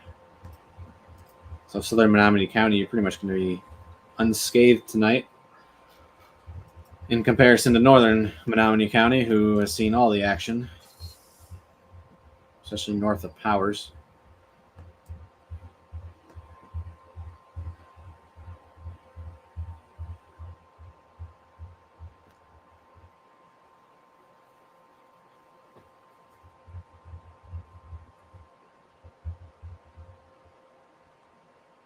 I think once this warning drops off, we're going to probably hop off here too, Joel, I'd imagine. Yeah, because 11 o'clock is when the watch is also supposed to expire if it hasn't already. I'll overlay that real quick to see if it did. I don't even think it was this far east anyways. It was over to Marquette. That's all I know. I think it was, actually. Overlay this real quick. No, the watch is no longer in effect for Michigan. It is in effect for Wisconsin, though. Gotcha. So they, for some reason, dropped that. Oh, maybe it wasn't in the warning, or wasn't in the watch. Maybe you're right. I thought it was, though. I'm getting a lot of things wrong tonight, so I wouldn't be shocked. I think Menominee and Marquette were foregone in that watch, but Dickinson was not. I can go back and always grab it here real quick, but regardless, the spear threat is going down. even with the storms that are currently ongoing. Not really seeing much in the way that would. Oh, we got some 60 dBz coming back in. Switch to your radar since it's been on mine for a little bit. Yeah, it looks like we got some life left in it. But the watch right there is what's left of it, according to Radar Omega. A couple counties up here in Wisconsin, and a couple down here these storms are at in the Green Bay area. Otherwise, the watch is not showing up here for Southern UP.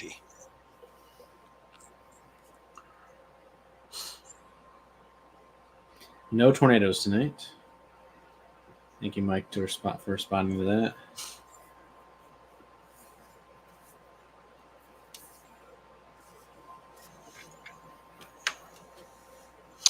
We do potentially have additional severe threats Monday, Tuesday, maybe Wednesday, depending on how things play out. But we do have upcoming severe threats across the state that we do expect at some point.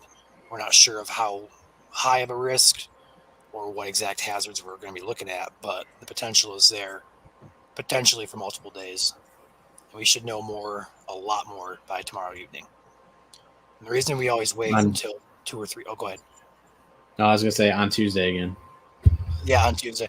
Yeah, get this, guys. I saw a graphic from a trusted local meteorologist here. I don't remember the name. I think it was one of the Wood TV Mets. 34 or 35. 37 of 38. Yeah, there you go. 37 fallen on Tuesday or Wednesday in West Michigan. Of all the warnings that have occurred this year, the only other one I think was a weekend, one of the weekend days, Saturday or Sunday. That's insane. I didn't even think about that. Like, we're getting a lot of these threats on Tuesdays and Wednesdays. It's incredible. But you want to say that I lost my train of thought. Something along the lines of that, probably. I'm getting tired. You can't tell. So yeah, we do have additional threats potentially. We're going to watch those. We'll go live at the very least tomorrow. We'll say 7 p.m. Might be 8 p.m. depending on things, but usually it's between that 7 to 8 p.m. time frame.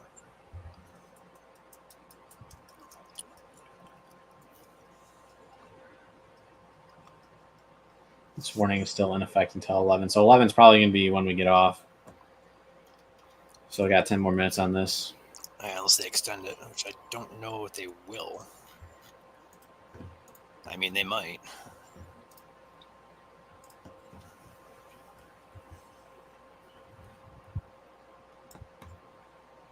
There's really no way to tell that, Jordan, at this point. We're still a few days out from this.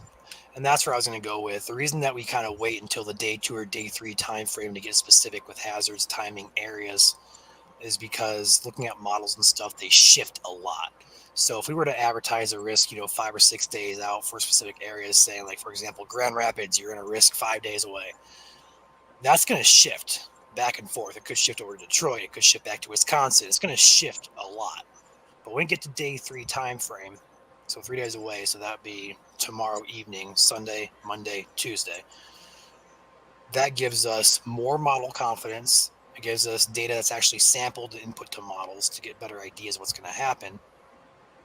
But third, it gives us a better idea if models are still split. We have confidence to all the models like coming together to show one solution. So it takes a big picture and puts it into one basically. And it happens between that day 3 to day 2 time frame. So you'll see us mentioning an active pattern, potential for storms, potential for severe. Yeah. Specifics, no. Not until that day 3. Yeah. So to answer your question, Jordan, don't really know about Flint just yet, but it's possible. Go ahead, Joel. Gas station Juicy pointing out how it's raining hard again in Iron Mountain. That is true. Looks like we had a little bit of a stronger shower pop up here just now. Behind all of that, kind of the last gasp of thunderstorms for the day. Cold front is somewhere in here, somewhere along this line, this last line.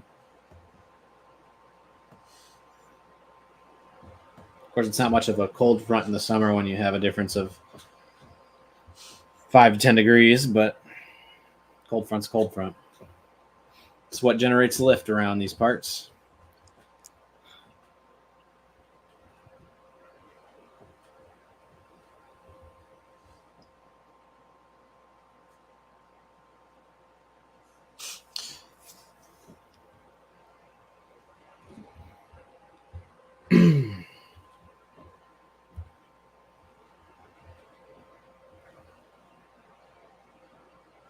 Cold fronts are cold sometimes, yeah.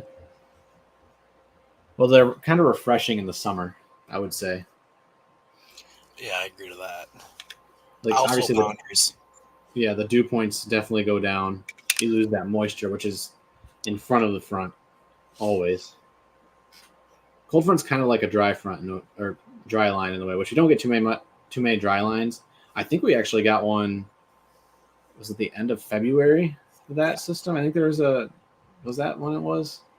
Yeah, it was because I remember the chat, MSC chat, talking about chasing the dry line versus chasing the MCB, and Yeah, and in February, that's crazy. But dry lines are usually when, like cold fronts, the dew points kind of drop a little bit, but a dry line is when you have like a 40 to 50 degree difference between the dew point and the actual temperature. So let's say after the storms went by in a dry line, you go from 75 degrees over 40 dew point to 72 degrees and like a 20-degree dew point. Like that's very dry, and you can definitely feel it. But I mean, if you don't like humidity, then it's kind of a refresher. But then your hands start to get cracked because it's too dry. yeah, getting into the winter time frame is hard because it's such a dry air mass. My hands suffer, my nose suffers. Yeah. Does Chandler still work here? Yeah, he's still with us. He is extremely busy between his job. Got a lot of stuff going on. Wait, who? Chandler. Oh, Bobby yeah. asked in chat there. But yeah, he's still on. He does a lot of behind the scenes business side of stuff. Mm-hmm.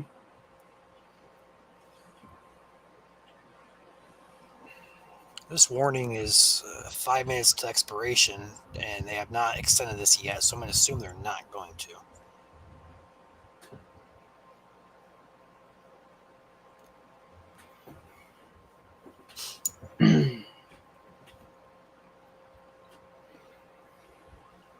Now, if we do jump off and it goes warned again, I'm not sure if going live is really worth it. Maybe it's just weird because like we would hop off and then it would do the thing where it goes warned for 30 minutes. I don't know. Is it worthy of it? Because I mean, if you're gone, like I guess it's up to me, right? Yeah, your hands. I don't think they're going to do this though. If they're going to extend this, it probably should be extended like now. Yeah, because it's on the edge of the box. Right. So they'll probably put an SWS on it and call it good, is my guess.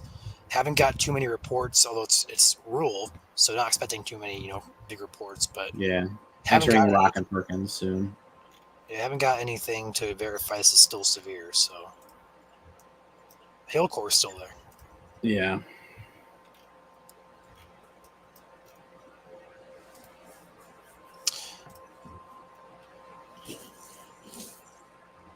Appreciate your support, Bobby.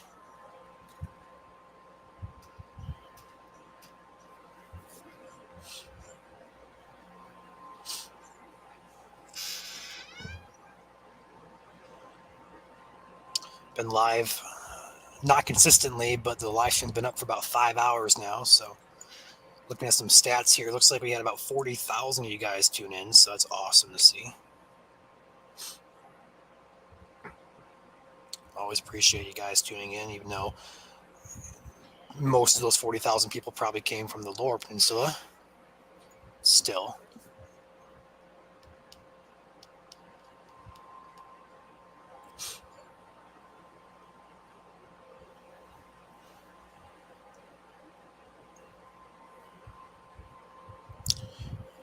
The storm is heading into northern Delta County here. I'm not sure they're going to extend this or not, leaning against it at this point. But again, they make the decision that we do not get to do that. Other areas be involved here: Masonville, Gladstone, Cornell. Looks like M41 here. Looks like a couple areas: Rock, Trombley, Beaver, Perkins, Wind, Lathrop. That's about all I'm seeing here in terms of impacts for this storm. Again, secondary line comes behind this one as well. Idea where this is moving for you guys. It's moving more so right toward 41 here. North side of Masonville. Look at those roads and the areas here: Trombley, Beaver, Perkins, Rock, Highway 35 here. So, and wow. Outside of that box, we have a couple other pop-ups here near Hiawatha, Germfast, pop-ups here near Nama. Did I get that right, Joel? Yeah, this NAY technically. North of Masonville there, and also the secondary line forming behind this one from Felch down into the Goodman, Wisconsin area. These storms do carry a low risk for severe weather, although things do look like they're tightening down, or should I say winding down now. This warning expires here in 2 minutes, and they have not extended this yet. Probably, I mean, I wouldn't blame them if they did, but don't think they will, given the lack of reports of anything severe in the past hour or so. If you look on the hail tracker or the hail product, there's still a small hail core showing up here north of Cornell. Other small blips of it showing up there along 69 again near Helps and Faunus again. So outside those two areas, that's about it. Nothing too much worth noting, at least. If you guys are watching from downstream in the lower peninsula, you guys don't have anything happening in the state this evening. Could have some scattered storms tomorrow, depending on where you're at in Michigan. And then Monday, Tuesday, Wednesday, or 3 days, we're going to watch Tuesday in specific for potential for severe weather. We'll have more on that tomorrow evening at 7 p.m. We'll go live at 7. We'll go ahead and officially call it 7 at this point. But this warning is supposed to expire now, and it looks like it has. So, looks like this may end our coverage here. I'm going to probably wait 1 or 2 minutes just to be safe. And then I don't know if you want to hop on and stay on here, Joel, but I think I'm going to hop off here. If you need me, I can just kind of close it out if you need to go. I don't need to go immediately, but it's, if you want to stay on and cover a little longer, you can, but I'm going to probably hop off here. Okay. Yeah, like I said, I'll wrap it up for you if you need to go. I'll stay on and watch it for a couple more minutes. Okay.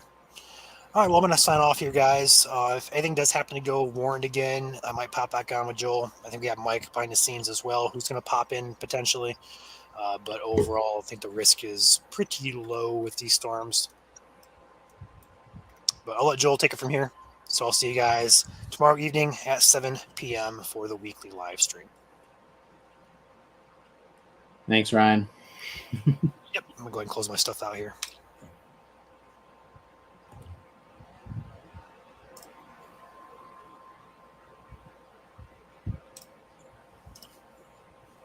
All right, see you guys. See ya.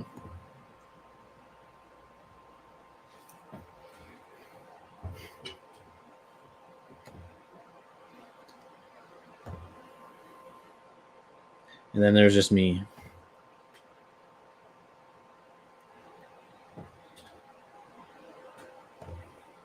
So it's kind of congealing into a east to west line here, across portions of the southern or lower or upper peninsula,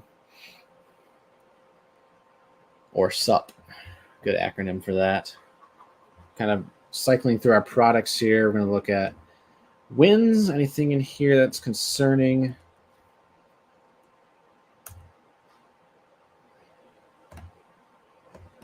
I have a red dot there, but that doesn't really scream anything insane. Echo tops, cloud tops are still up at 35,000 feet, especially with this storm that was producing that severe hail earlier. Here's our vertically integrated liquid products showing the hail cores still existing with these storms, but again, shrinking as they go on. Probability of significant hail happening, very low. With one speck of 80 to 90 there near helps, but that's probably not anything to scream about. Nothing in terms of rotation.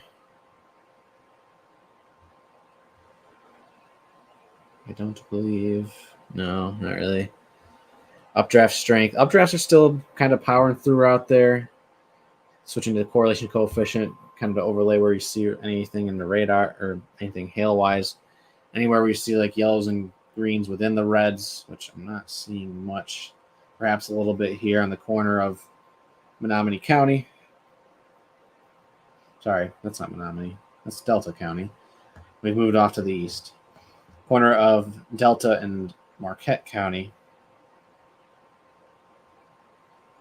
But yeah, not really anything else going on there. Zooming out, our storms up here in the Keweenaw have moved offshore, so these will stay over parts of the lake. Heading for Caribou Island. Will probably dissipate as it goes on. Man, it's mid-40s out there in the lake. It's cold. Kind of hard to forget about that. That cold water is an influencer on these storms tonight as these move just to the north of Lake Michigan. Sorry, I have something in my eye right now. Oof.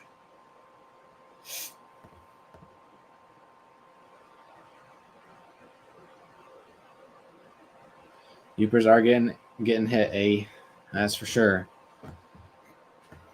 But not as bad as it was earlier. We had 2-inch hail reports over there in Ironwood.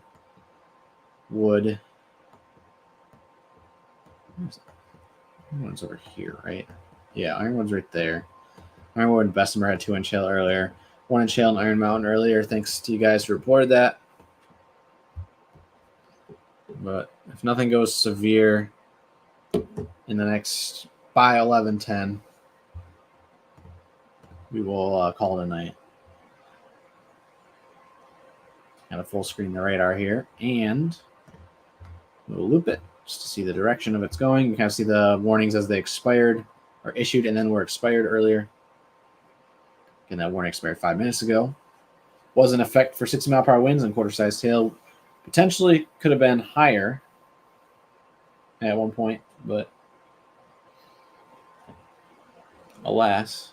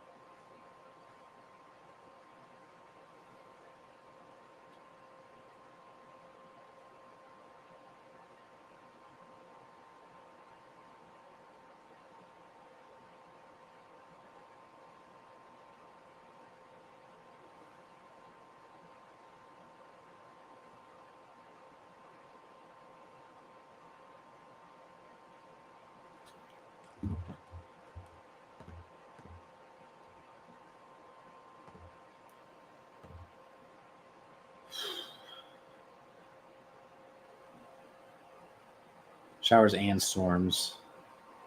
More than a shower.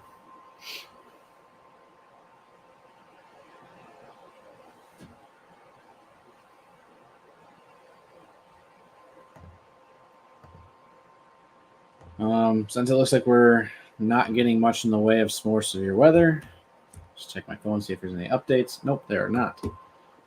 Go over kind of the closing statements here.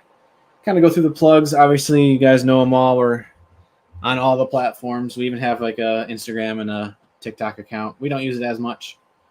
The plan is to get it used more often soon, but we'll see. We need some ideas. If you guys have any ideas for that, let us know. Again, YouTube, Facebook, X as well, Michigan Storm Chasers. And then that's all the ways you can support us for free is just following us on any other platforms. Does cost us a little bit to run these streams. So if you feel like donating, it's optional, of course. But we have Patreon. We have subscriptions on Facebook, YouTube, all that jazz. And our links can be found on our social media pages. I'm Joel Fritzma. Personally, if you want to follow me, Joel_Fritzma on Twitter. I don't post much other than weather and sports stuff. So if you're like a big Detroit fan, post a lot of that. I'm currently attending Central Michigan University, about to graduate with my major in meteorology. So I'll be a staffed meteorologist here at the end of the year. So looking forward to that. Other than that, I'm a geography major, so big into maps. But trying to think if there's anything else. Oh, we also have a merch store. Forgot about that. Helicity.co. So it's like helicopter, so HELI, and then city, CITI or CITY. You can buy Michigan Storm Chasers shirts like I was wearing yesterday, but not today. Too hot for my Michigan Storm Chaser shirt today, so I went tank top. Someone said I was from the movie The Outsiders earlier. I look like, I don't understand that, but yeah. And Mike, it looks like Mike posted the link to our online store in the YouTube comments. So if you need a direct link, that's always there. Again, totally optional. Best way to support us for free is just giving us a like on the video or follow us, and that's all we ask for. So if you like the stream, obviously give it a like. We'll be back probably Monday for more live stream coverage of severe weather. Again, we'll be live again tomorrow night at 7 p.m. with our Sunday Night Weekly, which goes over what we're looking into for the next 7 days starting tomorrow. And it's going to be a busy one. Again, we have 3 straight days of potentially thunderstorms with likely severe weather, especially coming on Tuesday. So seeing that it is now 11:10 Eastern, 10:10 Central, we're going to call it wraps for the night. I know Mike's kind of been hiding behind the scenes. I don't know if he has anything else to say or has anything to say since he hasn't spoken up. But yeah, we're going to head out for the night. Thank you for the support for everyone who's tuned in today in the UP. Again, if you're in the UP and don't know of anyone that's aware of Michigan Storm Chasers, we do cover both peninsulas, so feel free to share the pages with them. Tornado risk, we do not have the details, especially for Tuesday yet, on the tornado risk. So we will kind of pinpoint that down tomorrow night during our Sunday Night Weekly at 7 p.m. So tune in then. Trying to think. Yeah, just pay attention to the maps, know where you are located on the map, and you'll be all set. So again, thanks so much for watching, everybody. Have a good night out there. Sleep well. It'll be a nice summer night out there with the windows open. Just make sure if you have a west window, kind of close it a little bit in case the rain does come in. But enjoy it out there, and we will see you guys tomorrow night. Take care, everybody.